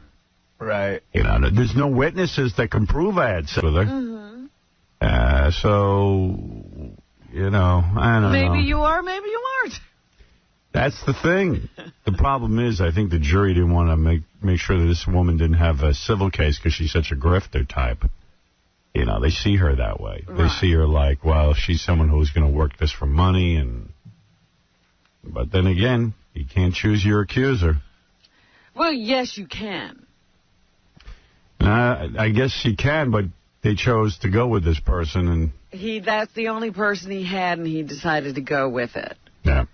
I think Michael Jackson should just move to Thailand, where things are a lot more relaxed. Oh, yeah. Well, maybe he'll be vacationing there a lot more. So it's a lot of fun over there for a guy like that. Sausage. Well, we don't even know what kind of guy he is, Artie. I think I know. I'm going to take that leap, Robin. I'm starting to get into that other side of it. Like I was kind of happy the other day because I said, it's kind of unfair. They didn't really have much of a case. And then I'm talking to this other dude, and he's talking about how Michael Jackson just sleeps with boys, and I go, you're right. I sleep with Beth. Nobody sees me having sex. They couldn't prove I have sex. Right. Nobody's actually witnessed it. Right. I'm still doubting you have sex with her. I mean, he doesn't invite people in when he's going to sleep with a young boy. Yeah. I'm thinking of inviting people in when I have sex with Beth. Just to prove it to them. Just to prove. Yeah, that's something you want to prove. CNN had a scroll, though. Michael Jackson's lawyer announces Michael Jackson will no longer sleep with young boys. That's why he's depressed. I think he's going through a terrible depression, realizing that it's the end. What an odd... You didn't hear... What an odd press release. You didn't, yeah, exactly. Only in America. You didn't, in Afghanistan somewhere, one of those tribal lords would just take you and cut your penis off. Exactly. There wouldn't be any more press releases. Those tribal lords might be doing the same thing. Nobody's stopping them. That's a good point, too. Right. But, I don't know, it's really creepy. I was talking on the air yesterday that some comedy channel took the Michael Jackson interviews where he talks about sleeping with young boys, and they let this big, fat, gross guy with 5 days growth on his face read the exact testimony, and everyone who looked at the tape went, oh, he's a pedophile. You got to lock him in jail. Yeah, supposedly it was a guy like in one of those wife-beater shirts with like a white trashy-looking guy with no teeth. Proving that fame, somehow gives you a benefit. Gives you a free pass. Even if you're, half asleep in the courtroom and wearing pajamas. Yeah. Get off. Yeah. It's weird. Well, people want to make sure there's justice, but, it's almost like the O.J. trial. Well, the jury said, we don't have any videotape of him killing her. Yeah, nobody actually saw him having sex. And you couldn't have had more evidence pointing to O.J. His blood is at the scene, Well, there was real hard evidence with O.J. DNA. There was no DNA with Michael Jackson. That's what I'm saying. If you can't convict O.J., how the hell are you going to convict Michael Jackson? Really, man. And Robert Blake. He was at the scene of the crime. Everybody put him there. I was talking to some guy the other day. He says to me, Robert Blake, he goes, I believe he's innocent because I believe he paid someone to kill that woman. So I go, well, then that would make him guilty. That's murder. Yeah, that's murder. That's, just once removed. Yeah. Is that if in this country, though, if you hire somebody, it's still first-degree murder, right? Yeah. Yeah. You just used a person to kill the person instead of a gun. What the hell? Both of you end up in jail. But that prosecuting attorneys looked pretty friggin' upset yesterday. I saw him being interviewed on Larry King, and he was just, he looked wrecked, man. Beaten, defeated? Beaten, defeated. He looked real bad. He was like, man, I never thought. He didn't say anything. He said, I never second-guess a jury, but you could tell it was written all over his face. He was like, man, what I got to do here to get somebody in jail? Well, what's interesting to me is somebody brought this up yesterday, too, how confident he was when he first read out his indictments, and he was cracking jokes, because this time he had gotten them. Yeah.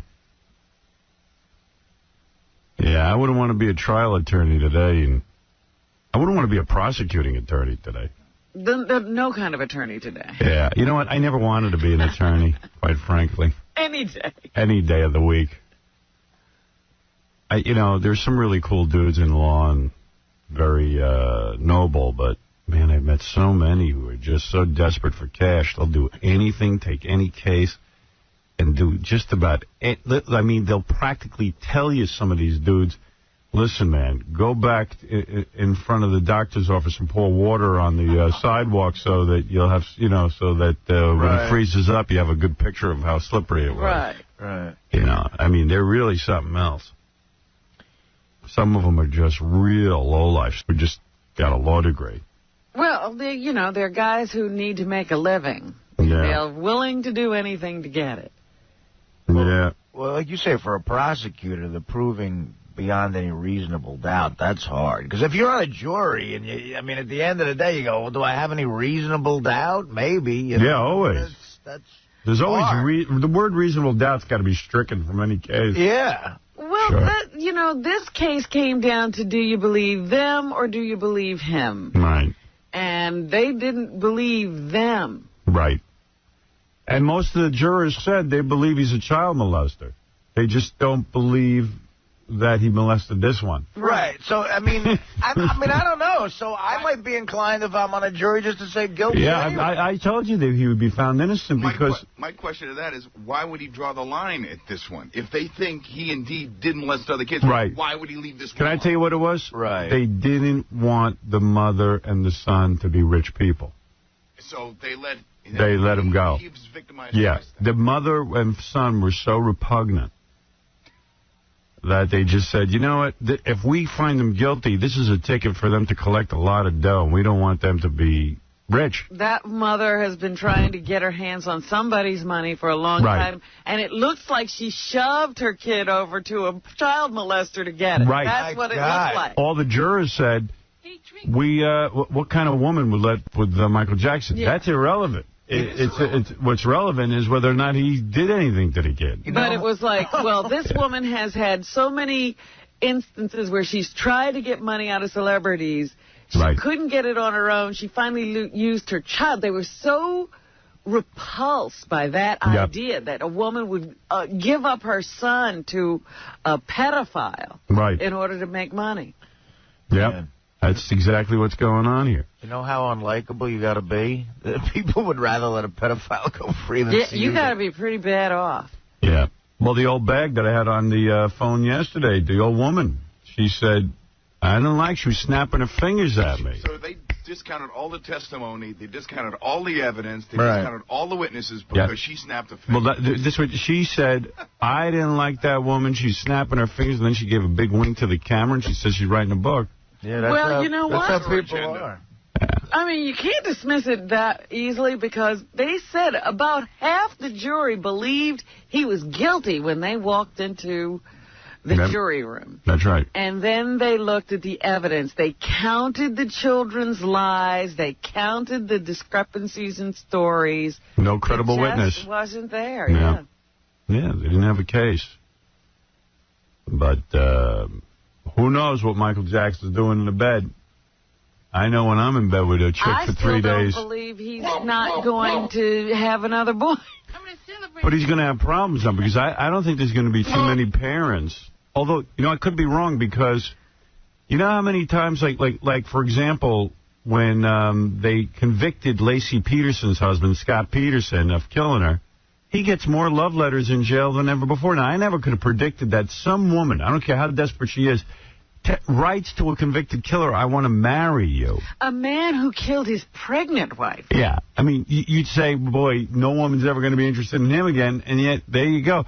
Will there be parents who now leave their kids with Michael Jackson? And the answer, sadly, is yeah. Sure, yeah. It's just going to be a little harder. There are brilliant dupers out there, you know, who can make themselves believe anything. And they will say, Michael is innocent, and he just wants to help my child.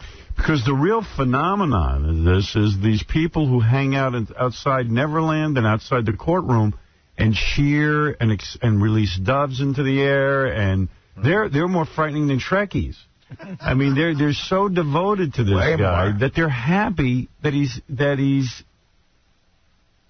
he can go back to sleeping with boys again. Like they're happy.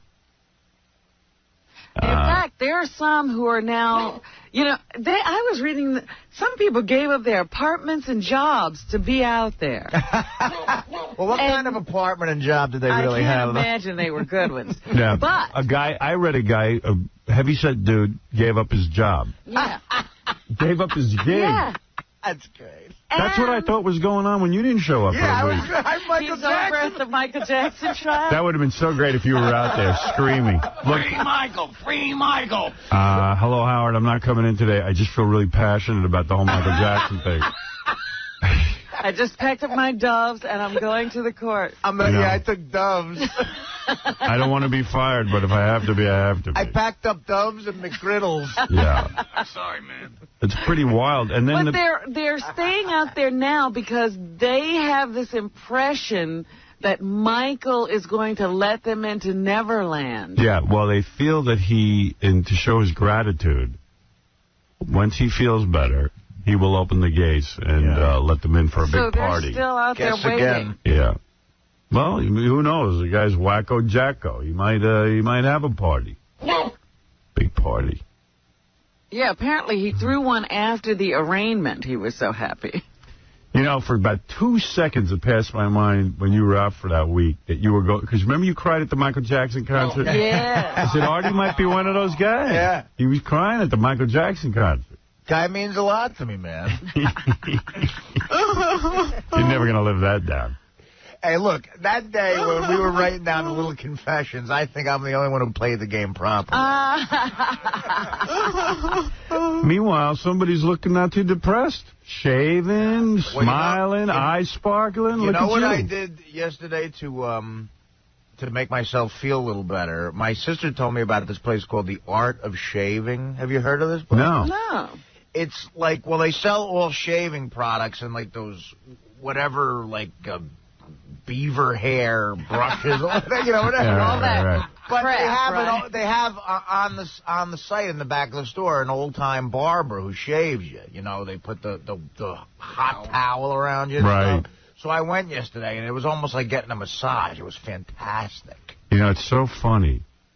When I was doing my movie, right? You know, I hate shaving. Yeah, me too. And by the way, I don't use shaving cream anymore. You don't? I so hate shaving that I just take my razor and just drag it across your after face. my shower. Oh, you see, I could never do that. And I'll tell you, my beard's too thick. I don't get any cuts, no nicks, nothing. You shave every day, though? Every other day. Really? Yeah. It's really weird how you don't need shaving cream. And I got a pretty thick beard. It ain't like I'm some, you know, light-skinned guy. Mm-hmm. I'm a black man. And we have really coarse hair. I'm a black man. Yeah. A lot of people didn't know that about me. But I have pretty thick hair, you know what I mean? Yeah. So, but anyway, so when private parts, when we're shooting the movie, I had to, you know, by the time I showed up, they'd say, you need to shave, because on camera you got the 5 o'clock shadow thing going, and it's only noon. You're supposed to be a young guy. I said, look, I'm not being a dick. I'm not looking for any weird thing. I said, but I come off the radio show. I, get here. I said, is there any chance, is there, a guy who shaves you? Right, yeah, that's great. Because I always end up cutting myself, and, you know, it's a whole process. And they were looking at me like, no, we've never had anybody ask for that on a movie before. I said, okay, yeah, forget it. They go, well, no, we'll look into it. So I thought it was Candy Camera. The first day I come in, the guy's there to shave me. Right. He's got, I don't know if Robin remembers this. I remember the shaving guy. You do? Yeah. Okay. He had big gashes all over his face from cutting himself shaving. Now, I don't mean 1 or 2, but am I exaggerating? No, not at all. There might have been 10 big slashes across his face. And I'm sitting there. No, Artie, I'm not joking. I'm talking about 10 deep, long cuts, gashes, like chunks of his face cut out. I assumed from shaving. It looked like shaving cuts to me. But the guy was very shaven, you know, and bleeding, you know. And I'm going, they must have a hidden camera. Right. So I lay down, and the guy prepares me with a hot cloth, and he starts to shave me, and I'm crapping my pants. I mean, I'm like... Yeah, when does he start cutting you? This guy it's like does Sweeney Todd. He can't shave himself. And I think I was about... I don't know, he was on my neck doing it. I said, you know what? I don't really feel comfortable being shaven. So in the middle of it, you stopped it? I think I did, or I got through the whole shave, and then I just said, I don't want to do this anymore. I'll shave myself. It was the freakiest thing. I've seen enough of that. I mean, the guy was completely, like, maybe he practiced on himself and just completely hacked himself up. But you'd think that they'd get somebody who'd done that before. No. Oh, my goodness. But where'd what a they find scary this guy? proposition. And I felt really dumb for having asked, but I just thought I would get into makeup quicker and, you know, with a pro. Right. Because there were guys who know how to use, like, a straight edge and shave you. Yeah. I think what happened was he wanted to use a straight edge. And he tried it on himself. He tried it on himself, and I mean, the guy was I would love to interview this guy. I was so... Because, you know, the whole while he's standing there with all that stuff on his face, he's smiling, got a big smile. Yeah, and it was I'm creepy. here to shave you. And I went... And I should have just said to him, you know, excuse me, what's all over your face? I mean, it looks like you've cut yourself horrible, like you're the worst shaver in the world. I've never seen anybody cut themselves this much. I have tremors. Oh, my God. I said, this has got to be Candy Camera. Right. You know, or Punked now. Good for the DVD. Yeah, this was before Ashton Kutcher. Yeah, this is before Ashton Kutcher introduced the word punk to the lexicon. Yeah. Well, this guy yesterday was amazing. With the straight edge. Well, he does it for a job. I mean, it's almost like getting a facial or something. Well, I've never had a facial, but that's what he said it's like. That's what I thought I was going to get every day, and I was like, wow. Right. You know, this is going to be a real cool perk. Because on top of the shaving, it's like you're relaxing, too. Yeah, because you look like you got a real clean shave. I've never seen you this clean. Let me see you. Like he's 12. Oh, my goodness. No cuts, nothing. It was unbelievable. I might go a couple times a month I might go see this guy. Maybe that's part of your therapy. You got to start treating yourself good. Yes, please. Enjoying some parts of life. A massage, too, every once in a while. Yeah, there you go. Look at you getting into life. All right, pal. That's what yesterday I felt like I got into life for the first time. Yeah, get branching out instead of sitting there gambling all day. I said I'm gonna go get a shave. Yeah. You know what? I'm gonna tell you something about women. Women figured out a long time ago how to keep their sanity. Yeah. They go for the nails and the manicure and the hair and then they coffee clutch. Look at you. You're probably talking to this guy. You're bonding a little bit. He's shaving you. Yeah. I never make time for that stuff. I'm too busy to get a massage. I'm too busy. You can't talk to a guy while he's shaving you. No. But you know what I mean. Well, he could talk to you, you throw in a few things. You know what I'm saying? Like you get in that house, you start eating those meatballs, and you're gambling and then drinking by yourself, man. It's crazy. Well, that's over the years, a therapist asks you about hobbies. Yeah. And I go, I really drinking, gambling, I mean, it's everything that can kill you. This is what you have as a hobby. Yeah. But yesterday, my sister told me about this place, the Art of Shaving, and they have all these things. And they said there's a guy in the back who will shave you. So it was in the back of my head yesterday. I said, I'm going to go over there. That's beautiful. And it was real hot towel. And nice. Then he puts a cold one on you. Then he puts the cream. It's amazing. Cream I don't want. It's not cream. It's the shaving cream. Shaving cream. Yeah, shaving cream. I thought you meant like zit cream. No, shaving cream. You start squeezing your zits and everything. No. I don't want didn't get that into it. Yeah. I got to get that. That sounds fun. Yeah. See, but I never make time for stuff like that. You know what? Don't shave for about a week and then go. Yeah. Really? It's a fun, very relaxing. I mean, I would suggest it to you. Nice. Because you always see the old mob guys. Always had a guy shave them. Yeah. Yeah. And they always look like or they get killed in the chair, or they kill somebody in the chair. Right. Yeah. The key to being a good mobster is not getting a shave in the chair. The mobsters are getting haircuts. Mobsters are a lot like chicks. They figured it out. Yeah. When they weren't robbing you or thinking about whether or not there should be, whether or not we should get into drugs or not, whether the mob should be in drugs or when they weren't thinking about, ripping you off, they knew how to luxuriate. Oh, my God. They had a nice club. You go gamble. Yeah, remember they always had a club. Yeah. Know how to live. Clubhouse. So cool. It made it attractive, Saw all the best concerts. There's a good TV show I have. I don't know if it was A&E or someone taped it for me about the history of the mob in America. Oh, yeah? Yeah, it's pretty good. I've seen I got to check that out because I love mob history. Yeah, Ray Liotta hosts it. Yeah. Sounds like his voice anyway. Lucky Luciano is Lucky Luciano. He's always given credit. They go back, for making the American mob. Lucky Luciano was a brilliant mob guy. He was, him and Meyer Lansky and... yeah. They realized... Murder, Inc. They realized they formed the committee. And the committee was taking all the bosses and bringing them together and getting them to discuss everything rather than bump each other off. Yeah. And that's when organized crime in America really happened. In fact, the Italian Godfathers were so impressed they tried it but could never successfully get everyone in one room and, You mean over in Italy? Actually, over in Italy, yeah. The real Italians. The guys who started it. Cosa Nostra. It's interesting because something's going on down on the border between the United States and Mexico now. Have you been paying attention to that? There's this town called Nuevo Laredo. Yeah. And apparently it's like a war zone because the drug trade down there is so lucrative. They even had all the cops are corrupt. Yeah, so the cops are actually having shootouts with, the army cops. or something. The cops are... Well, Mexico is so corrupt. But this is like, it scares Mexico. Mexico has called in the army. They're so upset about it. Yeah.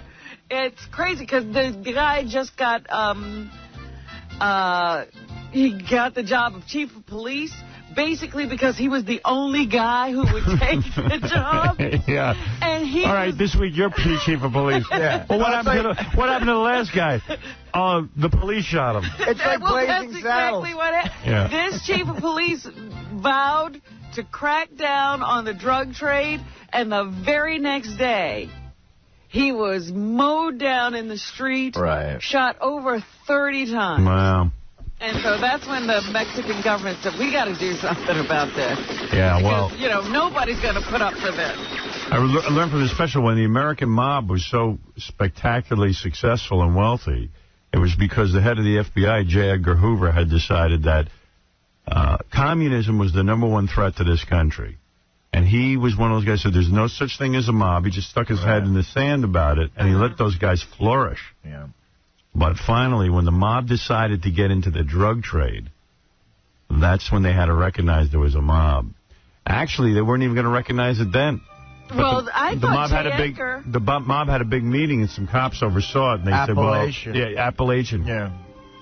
And you know about that, Hunter? Yeah, and the drug trade ruined the mob because a couple of the bosses realized this, and this is pretty smart. Well, this is the whole Godfather thing. Yeah, the mob bosses knew that as long as they stayed in racketeering, gambling, prostitution, that prison sentences wouldn't be that long. And they were afraid if they got into the drug trade, their guys would get locked up with life imprisonment, and then they would break they would rat, because who'd want to go to prison for life? And that would force them to rat to get out of prison for life. Right, and it's exactly what's happened. And they would break the oath of omerta. Also the problem of them actually getting hooked on drugs themselves. Yeah. And then you become useless to them. Yeah. You know. Yeah. Like that was the whole thing in The Sopranos when Christopher was hooked on heroin. Right. Like, anybody else would have been just in a dumpster somewhere. Well, because he was the nephew. Omerta. Omerta. You know what omerta means? No. Act like a man. Act like a man. And to act like a man, Stand up. Stand up and be silent and never turn a guy out. If a guy comes up and shoots your wife, you don't tell the cops. You take care of it yourself like a man. See, I was always taught also that there's no mafia. Yeah, well, you're supposed to say that. Omerta. I'm telling you, I watched the whole special. Sounds like a good one. Yeah, Beth was out last night. I would watch TV, waiting for her to come home. She went to some fashion show for The Apprentice, but not the Donald Trump Apprentice, the Martha Stewart Apprentice. Oh, the new one. Yeah, my head was dizzy from Are they listening. going to call that Martha Stewart Apprentice? I don't know what they're calling it, but she was there, but then Donald Trump was supposed to be there, and then he wasn't there, and she said it was fun. Trump is supportive of the Martha Stewart show, right? Like, yeah, he doesn't show up, though. Oh, he gets a taste. Yeah, but all the models were from Trump. And, Trump modeling agency? Yeah. So, I don't know. Somehow Beth ended up there. And you know, one other thing, back to the mob thing, the other thing they recognized in, you know, when Lucky Luciano was putting that whole thing together is if they kept the violence down, they'd also go undercover and be able to do their business. Yeah.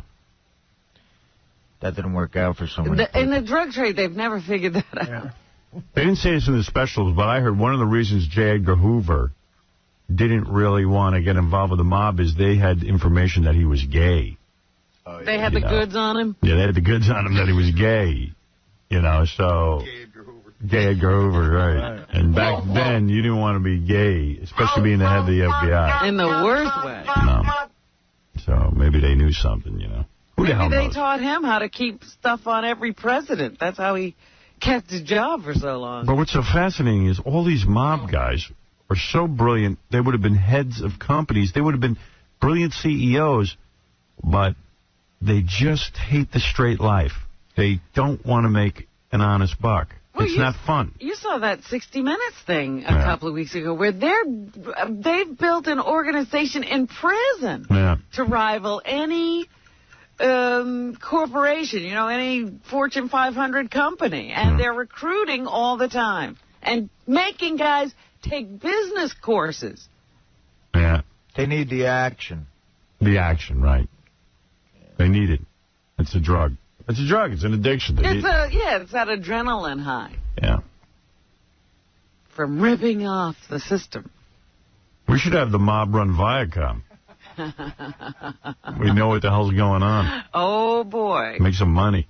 All right, we're going to take a break, and we'll be back right after these words. Okay, now, who's Howard? Howard, how are you, Howard? I'm doing okay. Good. What's new and exciting? I want to talk about my family. That's good. Well, my uncle just moved in with us, and I think he wants me to... You hit it right on the head. Uncle Ben, what do you want? I want Andy to discuss with me? And the Roosevelt football team. Okay. But you know something? I'm not 100% sure that was an honest-to-God question. But we can certainly take those questions up. It's not a problem. What does the Howard Stern Show mean to you? Hi, this is Artie Lange, and this is what the Howard Stern Show means to me. The Howard Stern Show is the reason I was able to date a hot chick. The Howard Stern Show. It means so much to so many. Whoa. I feel the same way. I got right to the point with that one. Right on. You summed it up.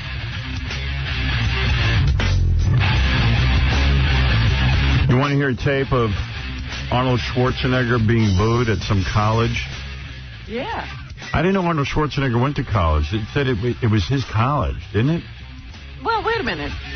He went to college here?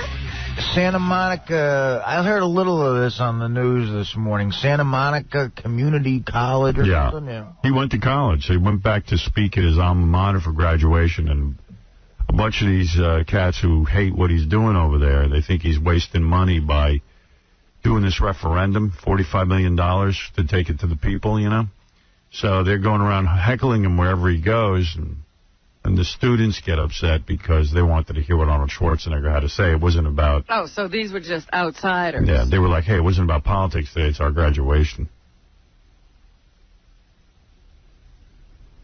Arnold Schwarzenegger. From the moment Governor Arnold Schwarzenegger was introduced to the crowd, he was greeted by loud applause and an equally loud chorus of boos. The governor, who attended Santa Monica College during the 1970s, was directly confronted by scattered and loud pockets of protesters throughout his entire speech of about 20 minutes. In fact, the signs of protest were all around him. On the stage, some faculty members turned their backs on Schwarzenegger during his speech. Two of them stood behind him holding up a sign protesting the $80 million cost that critics charge the November special election will cost. At one point, banner-waving protesters upstaged the governor when a cascade of boos nearly drowned out Schwarzenegger after a police officer confiscated the banner and walked away. He was a star in the Hercules movies. And I looked at his picture and he was posing there like Hercules in front of the magazine. Schwarzenegger never specifically mentioned the protests or the controversial special election he announced yesterday. In fact, the only reference he made to any political issue was about his decision to run for governor in the recall. I had a very clear vision. Again, I saw myself as the governor because the politicians in Sacramento ran the state down. This state almost went into bankruptcy because of the politicians and because of the lack of leadership. Arnold Schwarzenegger's got to go! Hey! Protesters outnumbered supporters on the streets around the campus. As it appears, at least in Santa Monica, Governor Arnold Schwarzenegger has become a lightning rod already, with a bitterly contested 5-month special election campaign about to begin. Arnold is a liar! He's got to be wondering right now what the hell he needed this for. Wasn't his life near perfect before this? Not near. It was perfect. Oh, yeah. I mean, him and Maria used to go on vacation and sit around by the pool with the kids. He's got about $150 gazillion. Doesn't have to worry about money. But he needed to be in the limelight, I guess, you know? He needed to be in government. Yeah, well, whatever. I think it's just like this desire to always sort of be on. No, I think it's also part of his, you know, I'm the greatest American, and I'm not even from America. You know what? Time to give that up. Time to just go enjoy your life. You already proved it. You're a lot better than most of us at the economy and everything else. Got to make us look like schmucks. Yeah. Hey, Sal, what is this? Jack and Rod with fake Arnold Schwarzenegger? What's up with that? Am I going to commit 3 minutes to this? What is this? That's when we called an author who wrote a book on terrorism, and he thought the real Arnold Schwarzenegger was on the line. Oh, yeah. We played that once a while ago. It was real funny. Yeah. I got too much to get to, though. I'm gonna take a pass on that right now. Unless you guys want to hear it. It doesn't really. It's off topic. All right. We can play it before we go to spots or something. We'll see. I got tape of old lady porn. I love old lady porn. We got more of that? This broad's got to be like, this chick sounds just like that actress, Kathleen Turner. Oh, no. Yeah. Oh, God. On top of being old, she sounds like that? She's got to be about 80 years old. I'm getting myself hot. This is great.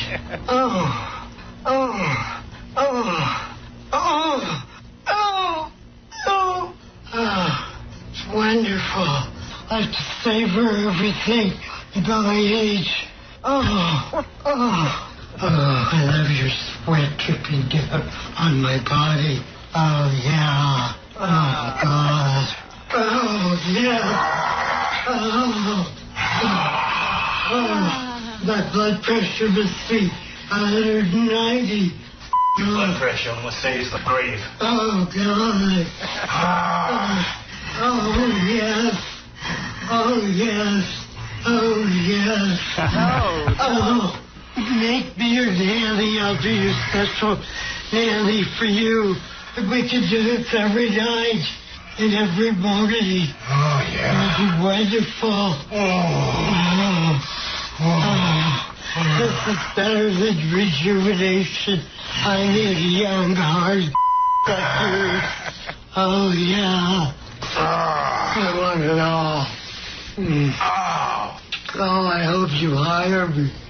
Oh, my. He sounds like Vincent Price. The plot is she's going to be a nanny. And I was like, what is she talking about? Yeah. I hope you hire me. Yeah. She was saying something about, I'll be your nanny. And I was like, what? I hope you hire me. Oh, I like it. With the sweat falling down. This is what body heat would sound like if they made it today. Yeah. Right. Yeah. Oh, yeah. That's the best, isn't it? Old lady porn. That's a weird fetish, man. I just can't even bear to watch it. There are actually people who want to see that? Yeah. It's a thriving industry. Oh. It's a fetish community. Young guys with really old women, like 80 plus. Somebody watches that and gets excited. Yeah. Wow. You hear where he says, I'm going to give it to you until you drop. Yeah. She's like, yeah. Yeah. Wonderful. I'm going to kill you. Yes. Go ahead. This is better than rejuvenation. Nah.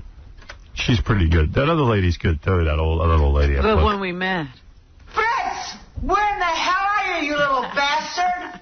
Who? What you yelling about? You're a little whippersnapper. I want my clicker. I need to watch Bonanza. What a useless piece of Bonanza. I'm going to go to the bingo parlor. Where are you going now? I got your clicker for you. I'm going to get some action at the bingo parlor. Some action? I don't know what to do with a one within your hand. Years ago, I could take on a whole truckload of day laborers and make them happy. Want me to prove it? Okay, well, open it up. Oh, look what happened.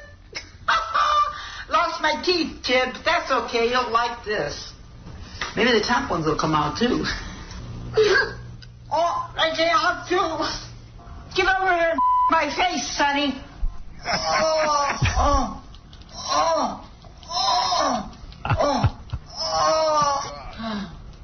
Jeez. Stop hurting my grandma. Man, that's got to be traumatizing. You watch that. A whole truckload of day laborers. Yeah, back in the day. So, she was a real little whore. Yeah. She would do a whole truckload of day laborers.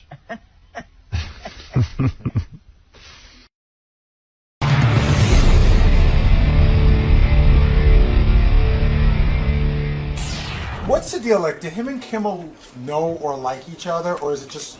Yeah, like, are they rivals? Well, I'm wondering, because, you know, like, I know Jimmy hates Leno, and I know he loves Letterman. But where does he stand on... But I'd also like to know what Jimmy's take is, you should...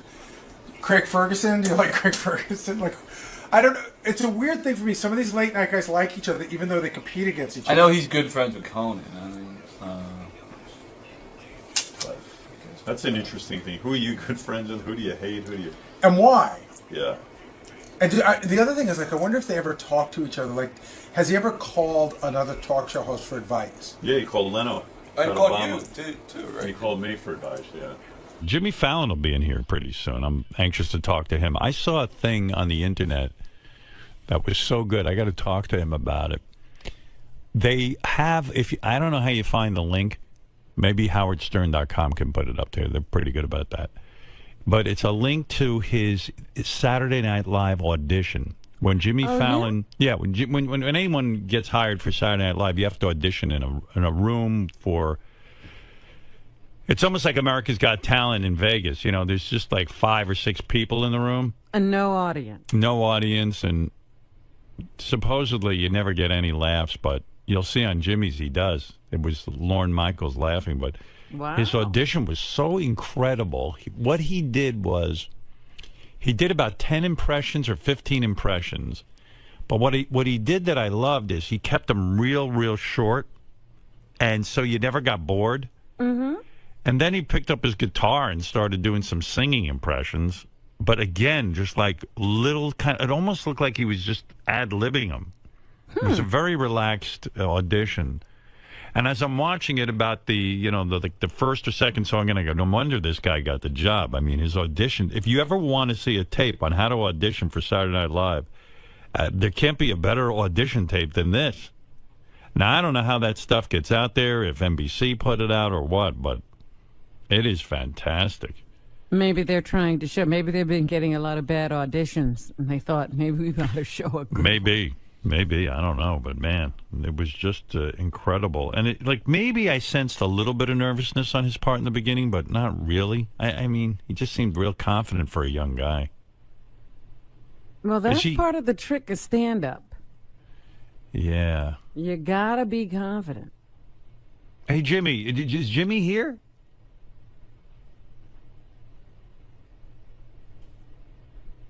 I wonder if Jimmy would want to say hi to David Letterman. Do they speak? Are they friends? Should we try that? I'll try that for a second. See how that goes. Jimmy Fallon is the host of Late Night. Is that his? What's the name of your show, Jimmy? Is it Late Night? What is the name of Jimmy's show? It is Late Night. Late Night, right? Yeah. It's Late Night.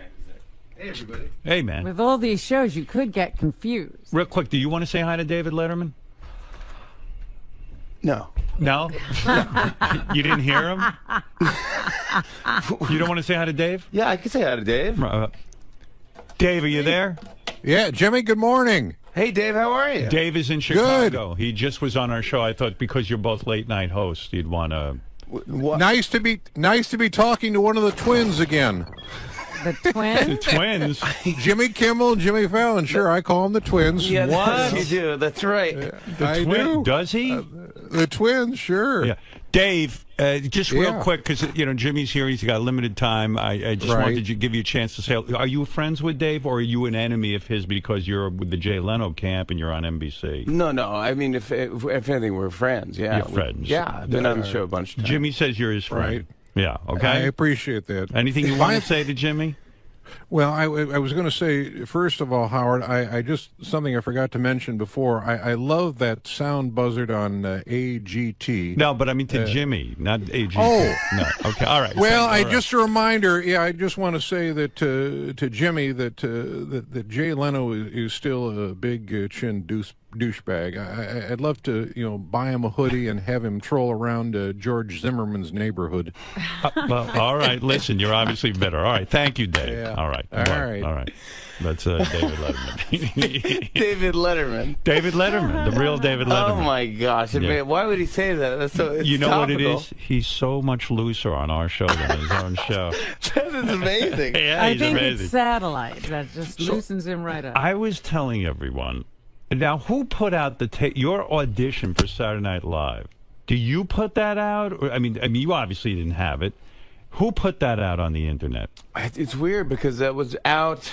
It was out on they put out like a DVD, like a best of DVD thing, which they do for some of the cast members. And I'm sure you didn't object because, to me, it's almost like a primer, or is it a primer? But it's almost like a lesson in how to audition for Saturday Night Live. It's about 8 minutes long. Yeah. And it's this quick 8 minutes. What you did effectively that I thought was so tremendous, you quickly ran through your impressions. You didn't allow them to get bored. Yeah, I did, because you know what happened is I had this I had the stand-up act, and it wasn't working. It wasn't funny, and I was telling people kind of who I was doing before I did the impression. Right. You know, like the old way to do impressions, you go like, and now, ladies and gentlemen, here's James Cagney. Right. You dirty rat, and then you do the impression. So this one I go, I'm not going to tell you who I'm doing. That's what I loved. You never once said, here's who it is, and either you got it or you didn't. Yeah, exactly. It's like, clearly I'm doing Bill Cosby. Do you remember, have you gone back and watched that audition? I just saw the outfit I was wearing on a clip, like on the web. I'm like, oh, because I didn't know what people. I thought you looked really handsome. First of all, you seemed more chiseled. You were younger, kind of. You were very thin. Wasn't as doughy. You weren't as doughy. What happened? I mean, he got comfortable. He got rich. Did you get married? Is that what happened? You just got doughy. Before I got married, I just got doughy. I don't know what happened. I just got. But maybe that'll just keep me younger looking. It's funny you say that because I see a guy auditioning, and you look like one of these ripped kind of almost like a model type physique. And you have gained a few. I mean, you're not fat by any means. But. No. I was never in shape, but I was skinny. I was like, right. Like if I wanted to have the body I looked up to, it would be Mick Jagger's. Right. It wouldn't be. Me too. I don't want a giant. I don't want big muscles. I don't want Jersey Shore. I don't want 𝗀𝗏𝗄𝗏. Right. I look at Mick Jagger and I go, boy, I'd like to be that thin. That's the dude. It seems that's the one physique you can keep up, because look at all those big muscle guys now. I cannot They're lose all weight. saggy. I used to be, yeah, right. He actually looks pretty good. I used to be able to lose weight like that. Yeah. I just have. I'm starving myself because I bought all these new clothes for America's Got Talent, and they're going live, and I can't lose a pound, and I'm telling you, I'm not eating anything. But that's the way to do it. But are you working out? Yeah, I go running. Yesterday, I was so fucking tired, and I go to Central Park. I'm running around like a lunatic. No, it's the dumbest thing. I'm downloading apps to make me run. And I go, this is the dumbest thing. I can't believe I'm downloading an app that says, go run. But do you run? I mean, do you actually I have do the it? app. You have an app? Yeah, I have an app that says run. Only the app could exercise for you. Should you start running, then you would have the app and you'd be all prepared. And I guess you would log all your mileage and all that kind of thing. I had a treadmill. I bought a treadmill, which is a big mistake. Right. Because you never use it. It's the dumbest investment I ever had. It becomes a hanger for clothes. It's very expensive. At one point, I had that, and I had a rowing machine, because I heard rowing machine, you get a lot of... Rowing is supposed to be great. So rowing machines both had dust on them. I would go in, I'd put on your show, and I'd listen to your show and try to row like I'm in a rowing team in Poet Society at Harvard. This is the dumbest thing. 30-something years ago when I started this show, I always pictured a guy in his car listening to it, never on his rowing machine. Oh, it was so lame. It's so. I wish I'm telling you now because I don't do it anymore. But at one point, I had gloves so I can grip. I can grip the rowing machine. Right. And it was just so dumb and a waste. But then I had a treadmill, and I ran on the treadmill, and you know, maybe I'm just, you know, maybe it's because I'm just so doughy. I made a lot of noise, Right. and the neighbor comes up and knocks on my door, which I don't want. I don't want to talk to anybody. Right. This is so you kept the machines in your apartment? Yeah. Oh, I see. And I imagine it just wreaked havoc because those things are very loud. They To are have them very in an loud. apartment is outrageous. Yeah. And you're just pounding. I'm just Boom, pounding boom, with like boom, boom, boom, boom, boom. Yeah. My aunt used to have a guy that lived above her in Brooklyn who used to chop up pills every morning. Right. And you could hear him, and that's was the alarm clock because he couldn't swallow his pills. And you go, that's her alarm clock. So I'm running on the thing, and I understand. Right. But it's not like I'm not up at like 6 in the morning pounding. Right. This is like 10. So what are you going to do if you're getting doughy? Are you cutting back on your calories? I don't know what to do. You don't. It's horrible. It's a thing I have to embrace because I don't know what to do. But I you mean, I also eat pretty well. Yeah. Do you? Yeah. Like, did you have a breakfast this morning? I had some oatmeal this morning. Oatmeal. That's it. That's Just oatmeal. good. That's good. Right? Yeah, but I'm normally not up at this point. Right. That's true. But So you'll eat a lot today. What time do you normally get up? Like last night, I had a Philly cheesesteak on the way back. I was on QVC last night. Yeah. Now What I are would you doing on think you would not go on QVC. Well, that here's it the wouldn't thing. be cool, so to speak. Oh, that's why I just want to see what it is. Right. I want to go to this thing because I want to sell this record. All right. So you've got a new record out. Yeah. Why would you? If you go on QVC, I happen to know something about this. You've got to give them a cut of everything you sell, right? Yeah. Well, I'm giving everyone a cut anyway. You are? I mean, NBC's getting more money than I'm getting for this. Because a lot of the stuff on the CD are performances that you did on television. Yeah. And so they have the rights to it. Yep. So they're going to get a cut, and QVC's going to get a cut. And and then the record label gets a cut, and then every guest star on the album. Why put it out? Where do you get money up front? How do you make any money with this thing? I really don't make it. The way I do it, I think in the future somehow I'll make money. Like more people will watch my show, or more people will know who I am, or what the things we do on our show. That is actually your strategy with your show. Because you're on late at night, 12:30 at night, a lot of people don't get to stay up and watch it. And I know that you make everything available on the Internet. And it's true. I mean, those clips do go viral and they go big. But then they have to take them down. What do you mean? Well, I think it's a Writers Guild thing. Right. You know, remember when the Writers Guild had the strike? They had a thing about internet rights and all this stuff. So we're only allowed to put certain sketches up for like 2 months. Oh, and then otherwise they'd have to be paid or something like that. Yes. And Wow. NBC doesn't want to pay for that, which is fine. But it's a bummer for the writers who want to see their sketches on it. But it is true. I mean, I really do.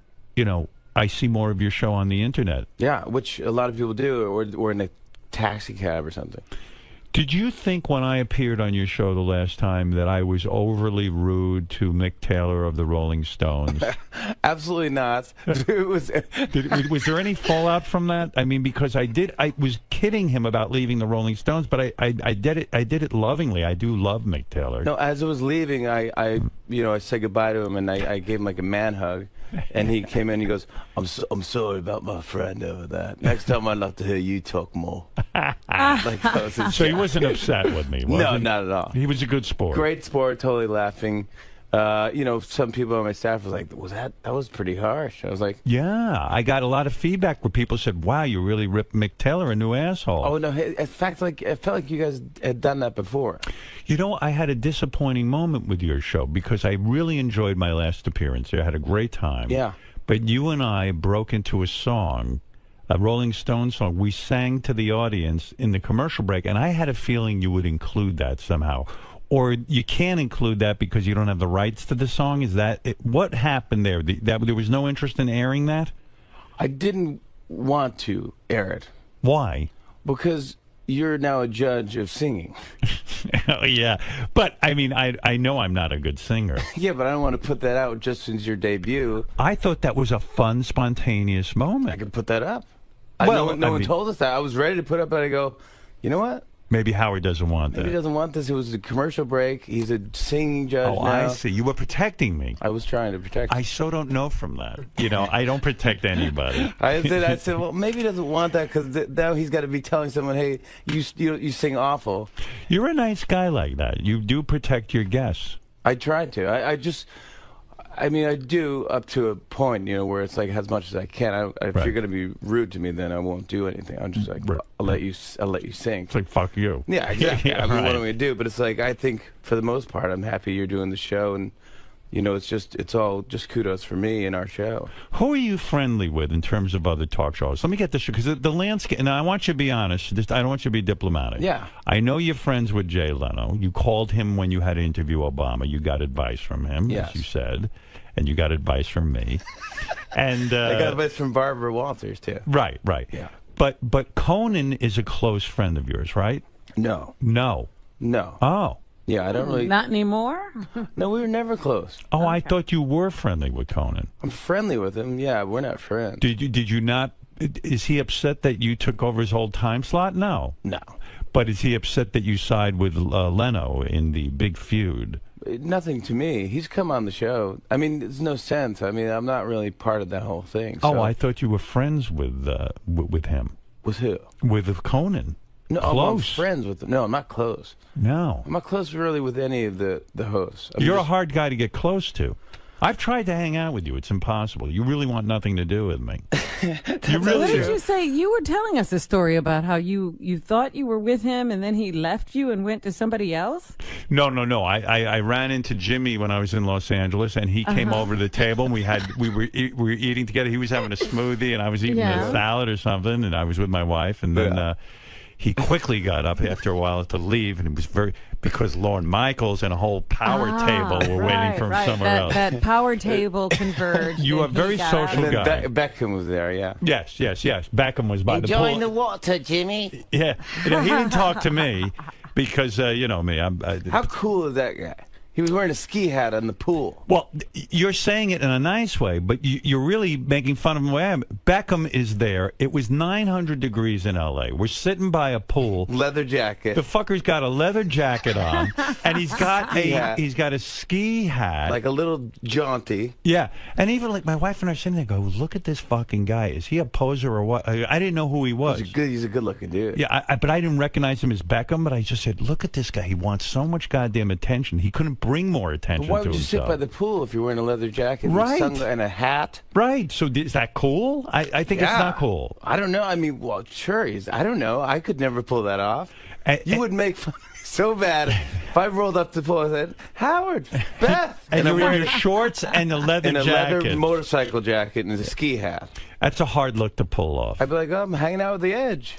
But you do have, you see, you have played it where you are friendly with a lot of celebrities. You were just at the Drew Barrymore wedding. That's right. Yeah. And now that was some wedding, right? Gorgeous. And there were a lot of famous people there. There was a lot of people there, yeah. Well, it's just a lot of people there. Yeah, but a lot of famous people there. Who was at the wedding, and how much fun did we have? It was good. It was fun. It was... you know, I don't know. Cameron Diaz was there. Cameron Diaz was there. Is she hot in person? Gorgeous. Gorgeous? Yeah. Hotter in the movies than in real life? No, she's very pretty. Oh, okay. Yeah. All right. I've known her for a long time. So right. She's friends with my wife. Oh, no, that's right. Your wife's a big shot.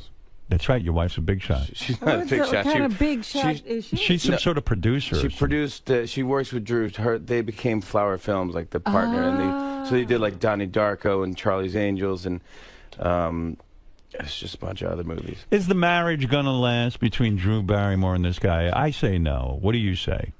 I say yes. Really? Yeah, he's a nice guy. Her track record is poor. I agree. Right? Yeah, I think she would agree. Did you sit her down? Do you really go with, like, this is a serious wedding? Did you sit her down and say, listen, honey? I'm such a mush, though, at these things. I go to these things, I go, I got to go to this wedding. I don't want to talk. I just want to go and enjoy the wedding, and it's good. And so it's another wedding. And I've been to so many weddings. And I used to be an altar boy, so I served mass. I served weddings. Right. But then I get there, and it's just really emotional. Yeah, you cry. I start to fill up. You're a good man. I'm worse than any of these people. Like, I can't even look at Cameron Diaz. She's not crying. I'm filling up, going, and no one even at the altar. No one cries at the rabbi talking. No. I'm not even just Jewish. Being in the building. I'm not even Jewish. She's saying words. They don't even say anything. But nobody cries. I'm crying. Like, that's beautiful. But nobody cries at a Drew Barrymore wedding. I mean, unless you're the groom's parents. I mean, really. I was like, I got into it, and then I was just like, and I wasn't even drinking at this point. Talk me through this. When you're invited to a high-profile wedding, like a Drew Barrymore wedding, and I would imagine that was fun. What do you get Drew Barrymore for a wedding gift? I mean, do you give her cash, or you just didn't even give her anything? Your mere presence. I didn't give her anything. I really didn't. Wow. So fucked up. I got to ask Nancy. Maybe we did give her something. We had to give her something, right? I don't know. Yeah, I had to travel. I had to travel. That's your gift. I mean, don't you hate that? It's the gift of you. When you have it's a destination wedding. Yeah. And you work for a living. Yes. So I have to take off of my work. Right. And fly to where you're getting married. And then give you a gift. And then if they get divorced the week after, I don't want the gift back. Right. I want my time back. That's right. I want my tears back. Yeah, exactly. All the emotion you vested in this thing. I really put a lot into this. But really, you do have to get a gift of some sort. I do, right? Yeah, But don't you have there's a window. I think there's a window. Yeah, you have a year, right? 1 year. Ann Landers said it was 1 year. I read that column. Ann Landers. Yeah, she said 1 year. So I have 1 year. I'll work on something. Oh my gosh, I got her a present. You did? Yes. What'd you get her? Of course. What am I talking about? Go ahead. I got her a painting. Oh. Of her and Will. Will's her husband. Yes. I see. With there's this artist that my wife loves. 𝗵𝗵cie is her last name. I don't know, but she's like a folk artist, and she did like a heart with Drew, and it's a beautiful painting. You commissioned a painting for her. Yeah. Now, what does something like that cost? I mean, it's got to be expensive. I mean, Nancy handles her stuff. She handles it right. Good. That's why it's good to be married. Yeah, but that could be a weird kind of gift, because if they don't like that kind of art. It's true. I know. I don't like, but I think my wife knows Drew enough. Oh, okay. But I mean, it's not that big. Is this the first Drew Barrymore wedding you've gone to, or have you been to others? It's the first one I've been to. First one you've been to. And what about your wife? Has she been to others? She's been to a couple others. And in her opinion, did she say, gee, this is the nicest one so far? Or did she enjoy other Drew Barrymore weddings more? No, definitely she liked this one. She liked this one the best. This one was the best. This was good. And then, you know what's funny? Because she loves to have a good time. Right. She seems like a lot of fun. Yeah. But she's pregnant now. Oh. So she is that well known that she's pregnant? I don't know that anyone knows that. Yeah, people know that. You think so? Oh yeah. Maybe you just broke news. Oh, stop. Wouldn't that be great? No, it wouldn't be. It'd be no. I'm picturing her taking your painting and hanging it next to the painting your wife got her of Tom Green and Drew Barrymore. Like there could be a whole hall of husbands. I think that'd be kind of cool. Yeah, like the Vatican. Yeah, right. Yeah, all those paintings. Whenever you marry a guy, you have all new paintings from the Fallons. No, but she had a band go up, and it was a fun. It was. I mean, she knows how to throw up. But great food. Right. It's good food. Which what happened is I don't look at the. Do you call it a menu when they tell you what's right? Nah, it's but it's like a menu. Because right. you can't order off it, but it's telling you what's going to happen with the food. And I go, so I'm eating the salad, and I just want to eat because I don't want to get too drunk and just do something ridiculous. So I just want to go home early. So I'm eating in there's salad and there's this thing, then there's fried chicken. So I eat all this fried chicken. I eat like 4 pieces of. I never had more fried chicken. And don't you love when they serve something informal like fried chicken? It's so much better. Right. It was great. It's great. And then they go, well, here's the steak course. I go, oh, I can't because I just ate all this fried chicken.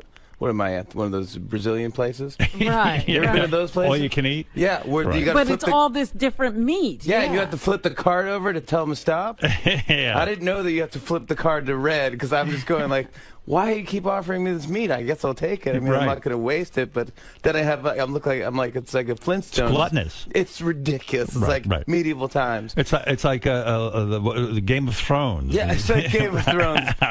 Give me meat. Are you watching it this season? Oh yeah. I fucking love it. I dropped out. You dropped out I of dropped Game? out. Why? I don't know. I couldn't put out the second episode. I don't get this. In other words, there's too many characters, too much dialogue. 150 characters. It's like Twitter. It's like 140. There's Peter Dinklage is just getting blowjob left and right. And I go, yeah. What world is this? What is this? And that's why it's TV. It's fantasy. Well, people at work, they go, no, this is the way it was back then. I go, it's fiction. That's right. It's a made-up world. What do you mean it's back like then? saying that's the way things are in Alice in Wonderland. You mean just be magic? Yeah, you eat a mushroom, you get big. It's like you're basing your fact on fiction.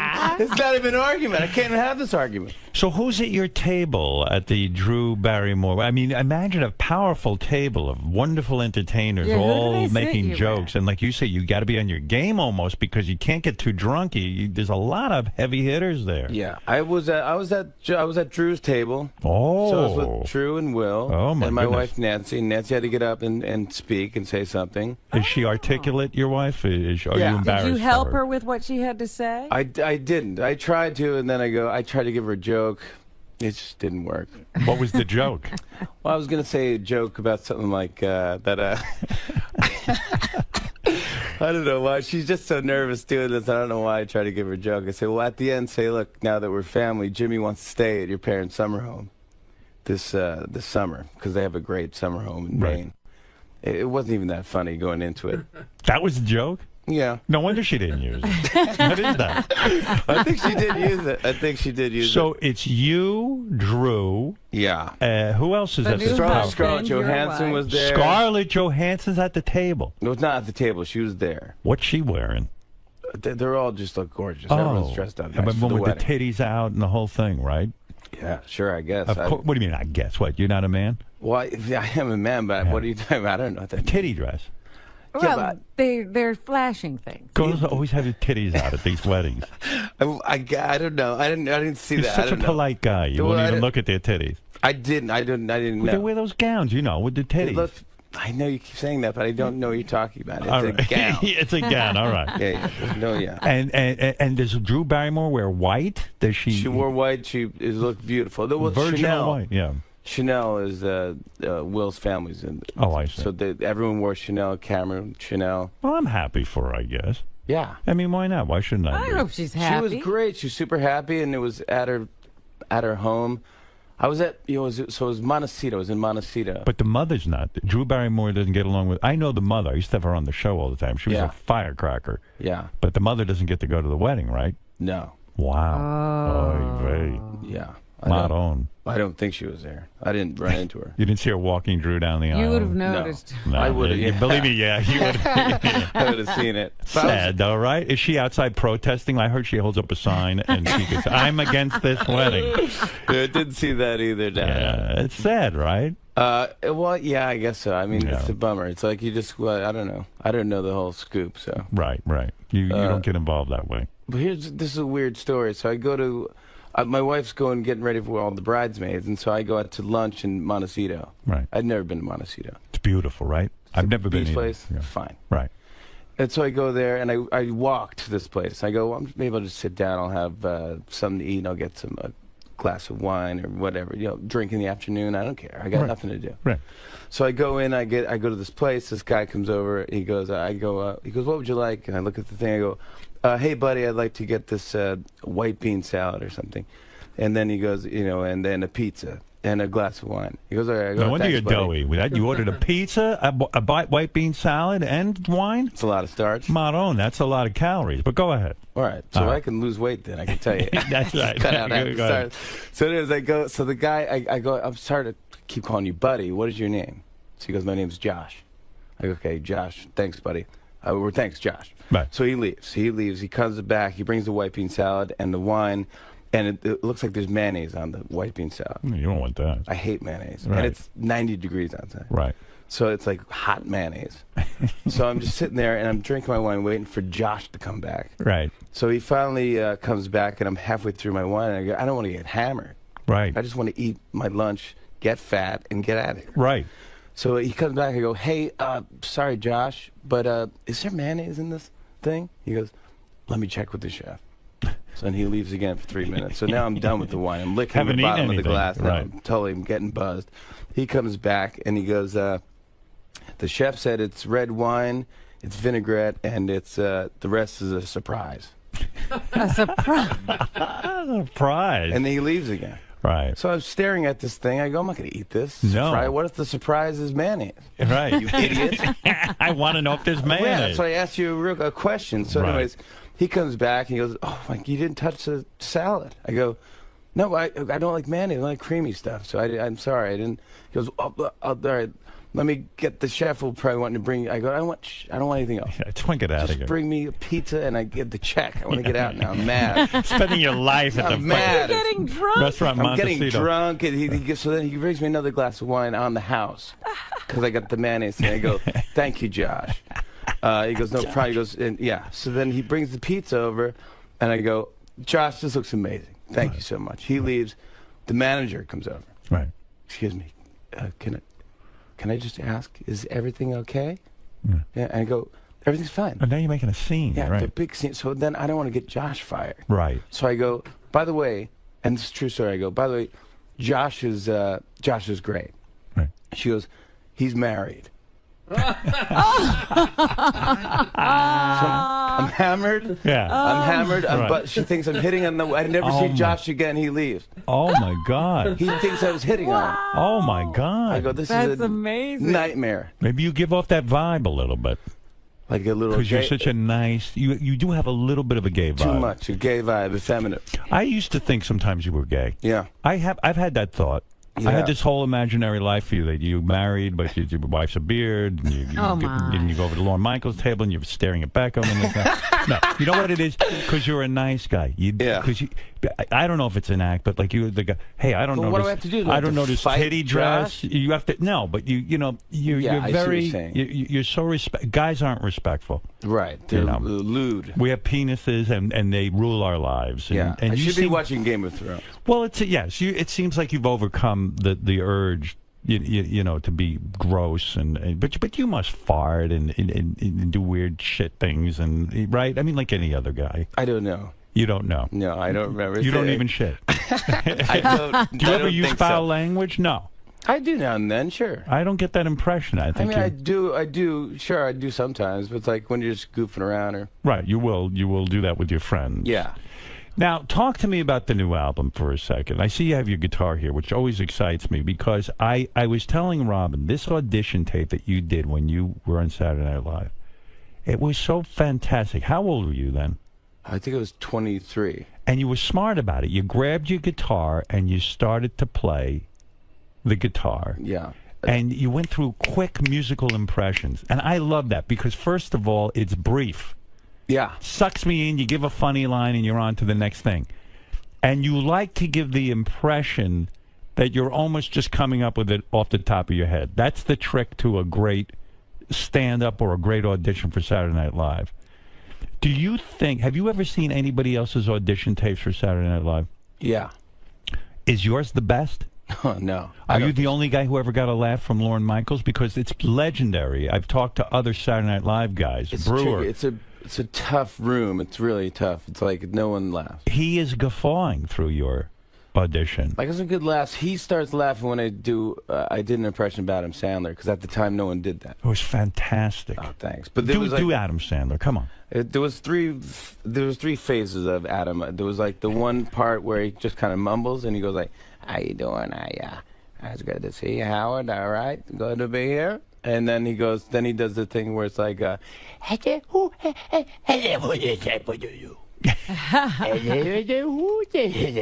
then the third part is where he goes like, he yells and you're just like, "Shut up!" So I just did the mix of all three, and I actually called Adam Sandler before I did that. You did? Because you want to be respectful? Yeah. Whoa. That's why people think you're gay. Is that why? You're too respectful. I should have said, "Hey, how about those titties?" Yeah, you should have titty dress. Hung up the phone. I'm beating off.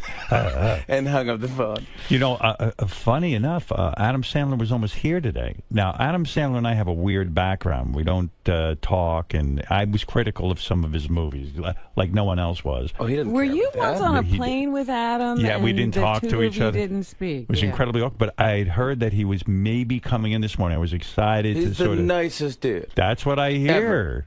Oh, he doesn't care if you don't like his movies? Well, he seems to care. I don't know. He stays away from here. I was very excited to get past all of that. He's absolutely one of the funniest humans on the face of the earth. Yeah, and there's many things I think he does that are funny, hysterically funny. Yeah, me too. But, listen, I got to be honest if I don't like a movie.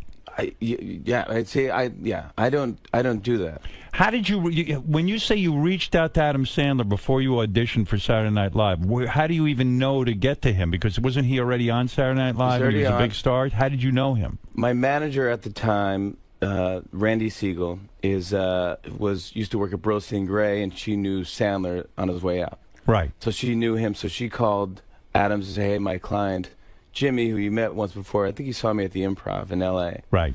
And she said he wants to do an impression of you for Saturday Night Live. Are you cool with that?" And he's like, "Sure." He's like, "Does he want to do it for me?" Like, "He can call me and do it for me." So I go. So I called Tim Hurley. Actually, was his writing partner. Right. Talked to Tim. Tim goes, "All right, here's Adam." Adam got on the phone. He's like, "Hello, how you doing?" "Hey, Jimmy?" I go, "Yeah, this is Jimmy." He goes, "All right, you're going to do an impression? You're going to do do the impression of me?" No, he didn't. So he said, he said, "Do it for me. Let me hear it." So I did the whole thing. And he starts laughing. He goes, "I love it. It's great, kid. Go hit a home run. Go do it." What if Adam had said no to you? Would you have not done? I mean, that probably got you a job on Saturday Night Live and changed your life. You would have said, "I'm not doing it." I probably would have done it anyway. You would have done it anyway. Yeah, and then I would have said, "Hey, you would give me a break." You're right. Sorry. Yeah, because it's one of your best things. Yeah, that was my big thing. It was my closer, I think. I'm trying to remember what else you did on the audition tape. It was seamless. It was... I did that, and I'm trying to think. I did Seinfeld. I mean... Seinfeld was dead on. That is not as easy, because I do, "Hey, but it doesn't really sound like Seinfeld. You had every inflection down. I had him on the show on Saturday Night Live. We did a bit where Jerry came on the show, and he brought his impression. He changed his impression to match my impression because it was a little off. Right. So I was talking about the Gap, and how they had these new, like, it was almost like culottes for men at the Gap. It was called like beach pants or something. So I go, "What are these beach pants? Who wears these things to the beach? What kind of a place is the Gap?" And he goes, "Pocket tee? Thanks, Gap. What? You'll refold it? This place is great. They refold your clothes if you don't want them." So we're just yelling back and forth. Isn't it true? I guess you point out that there's 3 phases of Adam Sandler. There's 3 different Jerrys, maybe, I'm thinking. There's a couple. There's the, "Can you believe you do that? And then you wait to ask the question, and then you yell back the answer." Would it be inappropriate if you said one day, because I swear I'd go see this, that you're going to do a one-man show on Broadway, and if you did a half hour of Seinfeld's material, but gave us the Seinfeld experience, I would want to see that. Like a human hologram? Like a human hologram. Like you actually went out and performed that. Like the Tupac hologram. Because as much, like, one of the things that drives me crazy, you start doing that and all I want is more. But is that the secret? You got to leave them wanting more? No, I don't know. If there is a secret, I don't know. That's probably all I can do. You can't go on. After a while, probably get annoying after a while. Now, Lorne Michaels, when he saw this audition, he had to be, "Okay, I'm signing this guy," right? I mean, you must have heard that hour that you were on the show. No, I waited for like 2 months. 2 months? Yeah. And no feedback? No, like, feedback that was like, I think it went well. Like, just be happy, but we're not sure. Oh, my Lord. It's a tough thing. And then when you go meet him... Did you think you fucked it up? Yeah, well, you never know where you go. Because I auditioned once before, and they, I was at the comic strip here in New York, and I auditioned for that, and I just flopped. It was awful. I had a bad set. I go, "Oh, this is the worst." I didn't get it. And then they said, we're looking for Tracy Morgan. We're looking for a black cast member. Right. So I go, "Oh, well, there you go." Right. So you're out. That made me feel bad. I go, yeah, I can try. I mean, I got to go up for different roles. You know? That's amazing to me because I watched that audition and I go, "I'm signing this guy tomorrow," and I'm nervous if I don't get him. Everyone says, you got to get him before everybody else. Mike Shoemaker, who's my producer now, he was there, and Marcy Klein was there, and they all say, no, we knew exactly at the time that you nailed it. That you nailed it. That we signed it. And I go, "Oh, well, I didn't know." Well, yeah, and the funny thing is, I'm thinking about your performances on Saturday Night Live. I'm trying to think if they really used your impressions that much. You know what I did? I did everything once, and then I never did it again because I thought that was cool. But you did something on that audition tape, too, that was good. That was very Saturday Night Live. You said, well, this is an impression of a guy, but it wasn't anyone famous. It was just, the guy who always says this or the guy who always says that. Yeah, none of those guys worked. They didn't? No, I did like a guy who did double takes. Yeah, right. Yeah, that was cool. Everything, gosh, it was just, I don't know. I could never even think. And on that audition, you didn't do your musical impression of Neil Young, which I think is your strongest impression. I did not do Neil Young at the time. Well, at the time, I didn't know what would be funny with doing a Neil Young impression. Neil Young's a big guy, when did you start developing the Neil Young thing? I did the Neil Young thing. I always had it, but I think, it took a writer on this show, on Late Night, that his name is 𝗦𝗵cie𝘄𝗿𝗿, to go what if Neil Young sang the theme to Fresh Prince of Bel-Air? Yeah, that was good. So that's you can Did you put that on the album? Yes, this is on the album. This is on the album. Do you have to get permission from Neil Young? No, because it's an original kind of... No, you do. You got to get the permission from the Fresh Prince of Bel-Air people, don't you? Yeah, Will Smith. Yeah. And both, and Neil Young. So no one's getting paid for this. Right. I mean, I don't see how you're making any money. Neil's buying a boat right now. What are they paying you on for your TV show? Are they paying you decent money? Yeah, I think so. Do you get $8 million? No. Not that much? No. What did Jimmy Kimmel tell us he's getting? $8 million? I don't remember. He's been on for 10 years. He's been on I keep trying to get... years. Would it be weird? You guys compete against each other in some way, right? Not really. Don't you think? I think at one point we do. At 12:30 or 12 to 12:30. I go on at 12:30.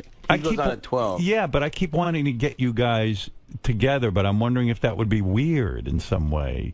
Oh, we've hung out. Oh, you have hung out. He's a super nice guy. Oh, you like him? I love him. You don't feel competitive with him? I could care less. Really? Why? Right. Who cares? You had such a fucking healthy attitude. You must have had a great relationship with your parents. No. I wish. No. I did. I just moved them. I just moved them out of my childhood home. Oh, you did? They moved to Bronxville, New York. Oh, yeah. You had to sell the house and you were trying to get someone cool to buy the house? I wanted somebody cool to buy it because I don't know what's going to happen with somebody. You feel attached to your childhood house? Kind of, yeah, a little bit. What did the house sell for? It didn't sell. Oh, it's still for sale? Still for sale. Where is it? It's in Saugerties, New York, which is upstate by Woodstock. And oh, yeah, forget it. You're going to hold on to that thing for the next 10 years. Yeah, I'm Nobody's looking in Saugerties. And you got a stipulation that they be cool. Forget it. Yeah, exactly. And then it's like, exactly, it's a double. Now, people tell me by cool you mean white people. Is that true? You're a racist? Horrible racist? That's basically what I'm saying. What is it, Gary? I was reading an interview with Jimmy in Rolling Stone, and I thought he was insinuating that his parents were sort of super protective. Overly protective? They were, yeah. Too much? My grandfather was a cop from Brooklyn, so my mom had an overprotective childhood. So I think me and my sister weren't allowed. She was my best friend, and we weren't allowed to. We didn't have friends. We just kind of hung out with each other in the backyard. As a result, are you very afraid of the world? Because you strike me as a guy, get on a plane, you'll go to California, you go here, you go there, you're sucking the world in. I think I'm interested in that stuff. Because I didn't have that growing up. I'd love to read Outside magazine. Right. Because I would never do half the stuff in this magazine. See, a guy crosses a crevasse. I'm a very fearful person, so I don't go anywhere. Last night I went to dinner with a couple. They said, Howard, Beth, join us next weekend. Want to put you on our private plane. We're going to go to Paris together. We're going to have an incredible time. And they spelled out what we're going to be doing, blah, blah, blah. And I looked at my wife and go, oh, my God, Paris is a terrible place. And I don't want How do I say no? I mean, how do I say no to this? This is something everyone in the world should experience. This is like an episode of The Bachelorette. It sounds like filled with danger. Yeah, because it's a private jet? No, because it's just... I just want to be foreign home. land. Yeah, I just want to be home with my dog, and Yeah, it's I like going home. Yeah, you like that too? I like going home. I know my wife. I know she's gonna be like, right. Yeah. We watch the same things. We eat the same stuff. Yeah, I got my food. I got my routine. I barely have enough time to relax. So when I get home, it sounded like a nightmare to me. No, it's just too much work. Too much work. Because you got to reinvent. You got to relive. You go, I don't know how to live here. But a normal person would never turn. Like Robin would be on that plane tomorrow. Absolutely. I mean, a private jet, and this guy's top of the line, and they got rooms and the whole whole thing. Can't be bothered. Yeah, me too. It just doesn't interest me. Doesn't interest me. I'd rather, seriously, I've heard you say this on the show, but I'd rather sit and stare at a wall. Yeah. And just stare at nothing. Just sit there and go like, this is fantastic. You know what excites me? And this is the sickest fucking thing in the world. You know what I'm doing on, I think it's Thursday or Friday, I forget. I have a coach coming to my house to teach me how to organize. Yeah. And I'm excited about this. My wife would freak out. She loves to organize. I'm excited about this. We're going to come up with little folders and what to put things there. I try to get. I have her booked for the whole day. This person. I tried to get a closet organizer, and she was booked. No, I'm all set, man. What job is this? I would rather do that than go to Paris on a private jet. I just want to make sure it's all figured out. Right. Yeah. I have no time. Yeah. I just want to do that stuff and to make sure it's all figured out. Then I just don't want to. Also, I don't want to bother anybody or just. So all of your impressions and all of the things that you've absorbed. What were they, through television and sitting at home in your home? Yeah. Everything happened. Me too. That's it. I just watch TV and you learn the world. TV and radio, and I just grew up with that. My dad would love WCBS FM, and we're up in Saugerties where you don't really get that. So he would have me run wire through the whole house, like through the pipes and stuff. Right. I definitely am going to die of cancer. I know the whole house is like a microwave. Did you ever try to be a legitimate musician? Because I feel when you do Neil Young, and I've heard you do Bruce Springsteen and all this stuff, that you have a good voice and you do have a certain charisma. But are you hiding behind the impressions? Are we ever going to hear you sing an original song that Jimmy Fallon can do? No way. You would, because why? Because all the comedians would laugh at you for trying that? Well, I would just personally, I wouldn't want to hear it. Have you ever sat down and written a song? No. Is that true? One. A serious song? A serious song. Never in my life. Why? I'm not a poet. But you had fantasies. I mean, no one's I've written comedy songs. I'm not a poet. When you were a young man, though, when did you learn guitar? You were a young guy and you were practicing guitar. You had a fantasy of being a rock star, yes? Yeah, but I just imitated everybody. That was it. I just took a guitar and I imitated. I learned the song and I would imitate. I'd do Roy Orbison or. You could do Roy Orbison? I could. You can't do it now? I don't think I could hit those notes. If probably a couple drinks in me, I could scream crying. What's the one musical impression you do that you have yet to show the public? Gosh. I've never heard you do Roy Orbison. I mean, it wouldn't. I couldn't even do it. Yeah, I got to really be into it and belt it out. What's your best impression? Is it Neil Young, you think? I mean, Neil's probably the best. I mean, we did the Doors on the show. We did the Doors. I've never seen anyone do like Jim Morrison to be funny. Yeah, so we did the Doors singing the theme to Reading Rainbow. I saw that one. That was good. That went well. That was good. And we shot it like it was Ed Sullivan from 67 or whatever. It was pretty cool. This show is the best venue for you. I mean, you don't have to sit there with those other fucking cast members from Saturday Night Live. It's your own Sharing thing. time. Yeah, you don't have to share time with them. Fighting you know what I mean? Think about it. Spot. It is really the dream job for you, I guess. Although it's fantastic. It's great. Yeah, and you don't have to worry about like ratings versus this one or that one. It's I'm on so late. Are you dying to do the Tonight Show? No, that's the death. No, don't do it. I told you that. You'll know you're not going to have any fun anymore. They're going to knock you in the head every time the ratings dip. Yeah, They'll I can't drive be you worried crazy. about that stuff. What about Craig Ferguson? Are you friends with him? Yeah. You are? Yeah, I'm friendly with him. How can we be friends with everyone we're at war with? It's like I don't know. Should I have more passion? And I think maybe. I don't know. You want to kill him? No, but it was a funny thing. Kimmel is he's just a smart guy. He's just funny. And this is a funny story. We were at the Emmy Awards, and the year before I just hosted the Emmy Awards. Right. The year before. So the next Emmys come, they want me to present with Kimmel. I go, great. Let's do it. So let's go. So me and Kimmel work out a bit. Where we're going to fight over the envelope or something like that. And, I remember, yes. Yeah. And we're about to go on, and he goes, hey, Jimmy, look at this. And he points at this rundown that's on a computer screen, and it says, like, Jane Lynch opening, and then first envelope, J. Kimmel / J. Fafon. F-A-F-O-N. F-A-F-O-N. I just hosted the year before. I hosted the whole show. What, they fire everyone? Big thing. Wow. Great reviews. Oh, my goodness. Jay Kim was like, Jay's phone. And I go, gosh, I wish I had my phone on me. I would take a picture of that and tweeted that out. See, that's interesting that you can actually be friendly with him. I mean, he's one of this. I don't even know if I should talk about this. He sent me an email the other night.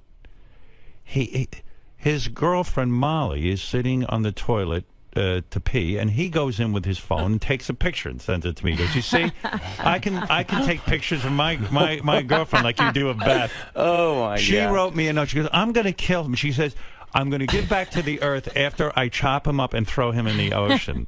I mean, it's crazy. I met her. She's fun. Maybe we should put together a super group, all you guys together for one big show. Like Rock and Roll Heaven? Yeah, it's sort of weird that you're all on almost at the same time, or, you know, it's crazy. Yeah, I mean, I don't care. I think it'd be fun. It'd be great if we're, I mean, was Kimmel, no, he was never 12:30. He was always 12. He's always...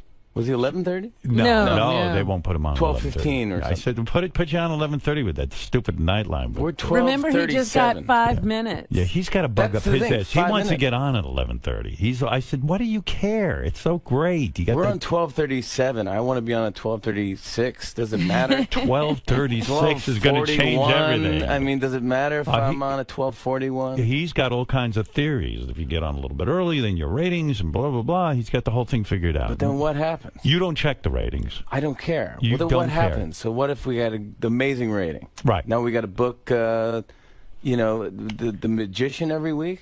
Was Obama really a great guest, or is it just the idea of Obama? When he actually comes on, it can be boring, yes? I don't know. I thought it was fantastic. I didn't see it. Oh, it was great. But do you have to be different with him than other? He's the president, so you got to be respectful. I'm respectful, but I don't change. I'm the same with anyone. Right, but he got up and sang with you. That was exciting, right? He did slow down the news, and you know, when you have the president on the show, they go, he wants to meet you alone. He doesn't want to meet you with an assistant or a stage manager. Oh. When the president arrives, you should greet him. Now, the president goes to like a dressing room like I do when I do your show. Is that where you put him? Yes, but I was in the University of North Carolina, Chapel Hill, so it was I see. Special deal. And does the Secret Service go in and check everything in the room? They have to do a sweep, right? They do a sweep like weeks before. Yeah, then right. they do it that day. Like the writers had to bring in all their laptops or whatever they wanted that morning before 9 in the morning, then leave. And Obama... Did they bring dogs in to sniff you, or did they leave that had nothing to do with the president, but yes, I do that before every He's show. always sniffed. People just love it. Yeah, yeah. And dogs love it. But the president says, rather than have my Secret Service in the room with me, rather than have an assistant with me, I want to be alone with you. Yeah, I just want to I want to be greeted alone so I can say hi alone. Wow. What do you think's up with that? Like, why? I think it's a protocol thing, a respect thing, I guess. Now, are they nervous you might go berserk and beat up the president or get it? I mean, like, seriously. Maybe it makes it a bigger deal. I don't know. Maybe it makes it like it's official. Who tells you that the president wants to be alone with you? 10 people. 10 people? Yeah. And they go, oh, this is very, very... We can't go with you. I go, can my wife go? No, she stays in a separate... She stays 40 feet away or something like that. And all these people, like, you have to go alone. And then... Maybe Obama wanted to know if you were gay and he didn't want to embarrass you. Yeah, maybe he's friends with Josh. You bang your wife many times a week, right? Oh, my gosh. Do you? You just snuck that one in. Yeah, go ahead. No, you can't. We're talking about the president. Oh, sorry. Right. The president. Oh, yeah, sure. No, I'm trying to prove you're not gay. If anybody, lets anybody think that. No, right. I'm not gay, I would tell you. All right. All right. But I tell my wife first. All right. But what happened was they go, you have to meet the president by yourself. So I said, okay. So I had one of those signs printed out that that limousine drivers carry at the airport. With your name? Yeah, it was President Obama on it. And the limousine waving at him. But are you nervous that you're going to go in there alone? Yeah. I would be. Like, yeah, it's kind of weird in a way. Because I don't know what happens. So what if he says, like, I'm going to announce World War III? Right. So you walk in. So he comes out, I go, I was waving, I did the joke, and I go, hi, I'm Marcus. I'm your escort tonight. If you want a water or anything, let me know. He starts laughing. He goes, okay, this is going to be fun. We're going to slow jam the news. He goes, where's your wife, Nancy? He knows exactly what's... Right, they've briefed him. He's been briefed. So he goes I over... met you 50 times, I don't know your wife. Yeah. Go ahead. So he goes, how are you? And she's mesmerized looking at him, and he's so charming, you know. He's presidential. Yes. And so you feel confident. There's all the dudes around him. He goes, all right, let's rehearse the sketch. I go, now this is Slow Jam the News. He goes, no, I know the sketch. I've seen it. Seen it with Brian Williams. I can slow jam. Like, okay. So we go over and we look at the sketch from rehearsal on the laptop, and it goes well. And we didn't have to change much. We knew how far we can go with the president. So at the end, Brian Williams usually goes like, "Oh yeah." It's basically just reading the news, but in an R&B type of sexy thing. Yeah. So at the end, Brian Williams goes, "Oh yeah." So President Obama was rehearsing. He goes, "Oh yeah." Oh yeah. I go, come on, oh yeah. I go, can't you give me a little? He goes, no, I can't. That's I go, just give me a little spice on the end, like, you know. And he's like laughing. He's like, yeah, no, I'm not gonna do it. But then live on the show, he did the whole thing. He goes, oh yeah, and then he takes the mic, holds it out, and drops it like Eminem in 8 Mile. He's all done. And then we go to commercial break, and he goes, did you see how I dropped the mic? I go, yeah, it was unbelievable. It was hilarious. He goes, I improvised that. Proud of himself. He's an entertainer. It was pretty cute. Yeah. I just came up with that. So maybe I'm missing it. It seems like your wife was in the room with you when you. She was 40 feet away or something. I see. She's in the next room. You got to call her in. And all you got to talk about privately was Slow Jam. There was no secret. Nothing. No. You didn't ask him anything, sort of like you've always fantasized asking him about. Asking the president about. No. Yeah. Well, that's why I called you. I asked your question.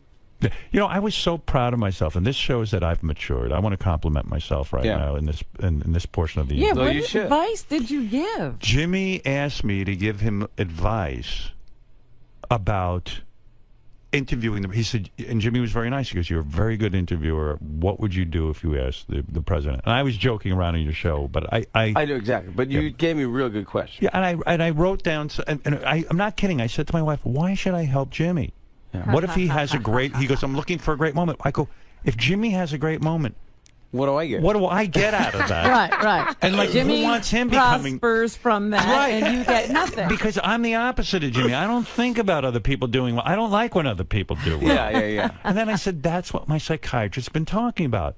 It doesn't take anything away from me. It's an honor that Jimmy would ask me this. So I said, I'm going to overcome the shit inside of me, and I'm going to write Jimmy this note. You're going to really think about it. And then I started writing questions, and I sent them to Jimmy. And then all of a sudden I had more questions. I said to my wife, maybe I'm going overboard with all these questions that I would ask the president. I mean, I'm being too helpful. But then I said, you know what? Again, I'm going to send Jimmy all of the questions. And I did. And then I don't know that you used any. I did. I used one. I asked him. It was a great question. I said, "Do you eventually?" Because they didn't announce Mitt Romney yet. Right. But basically, it's in the bag. So I go, "Well, you're probably going to be running against Mitt Romney. Do you know him?" Right. And because now you're going to have to run against him. You're going to have to be doing the anti-Romney ads, attack ads. And do you know the guy? Yeah. Do you like him personally? Yeah. Yeah. And he goes, well. And I'll grind him into dirt. Yeah. He goes, well, we're not friends. That's what he said. Yeah. Wasn't that a great question? It's a great question. Look at that answer. Opened him right up. That was my moment. Listen, ignore my questions. No. Never ask me again. No, whatever. I like that because that's a smart thing. That's what I would want. I was actually very honored that you asked me that. Now, listen, Jimmy's new record. He wants to sell the album. He's got... He needs to. Now, QVC, is that the place where you go to sell albums? No, you come here. You move I don't think so. No. I don't know. I don't think so. I just figured, I see QVC, I see, it's like when I'm flipping the stations, I go, this is a thing. People are doing this. On the album, now, Paul McCartney is on the album.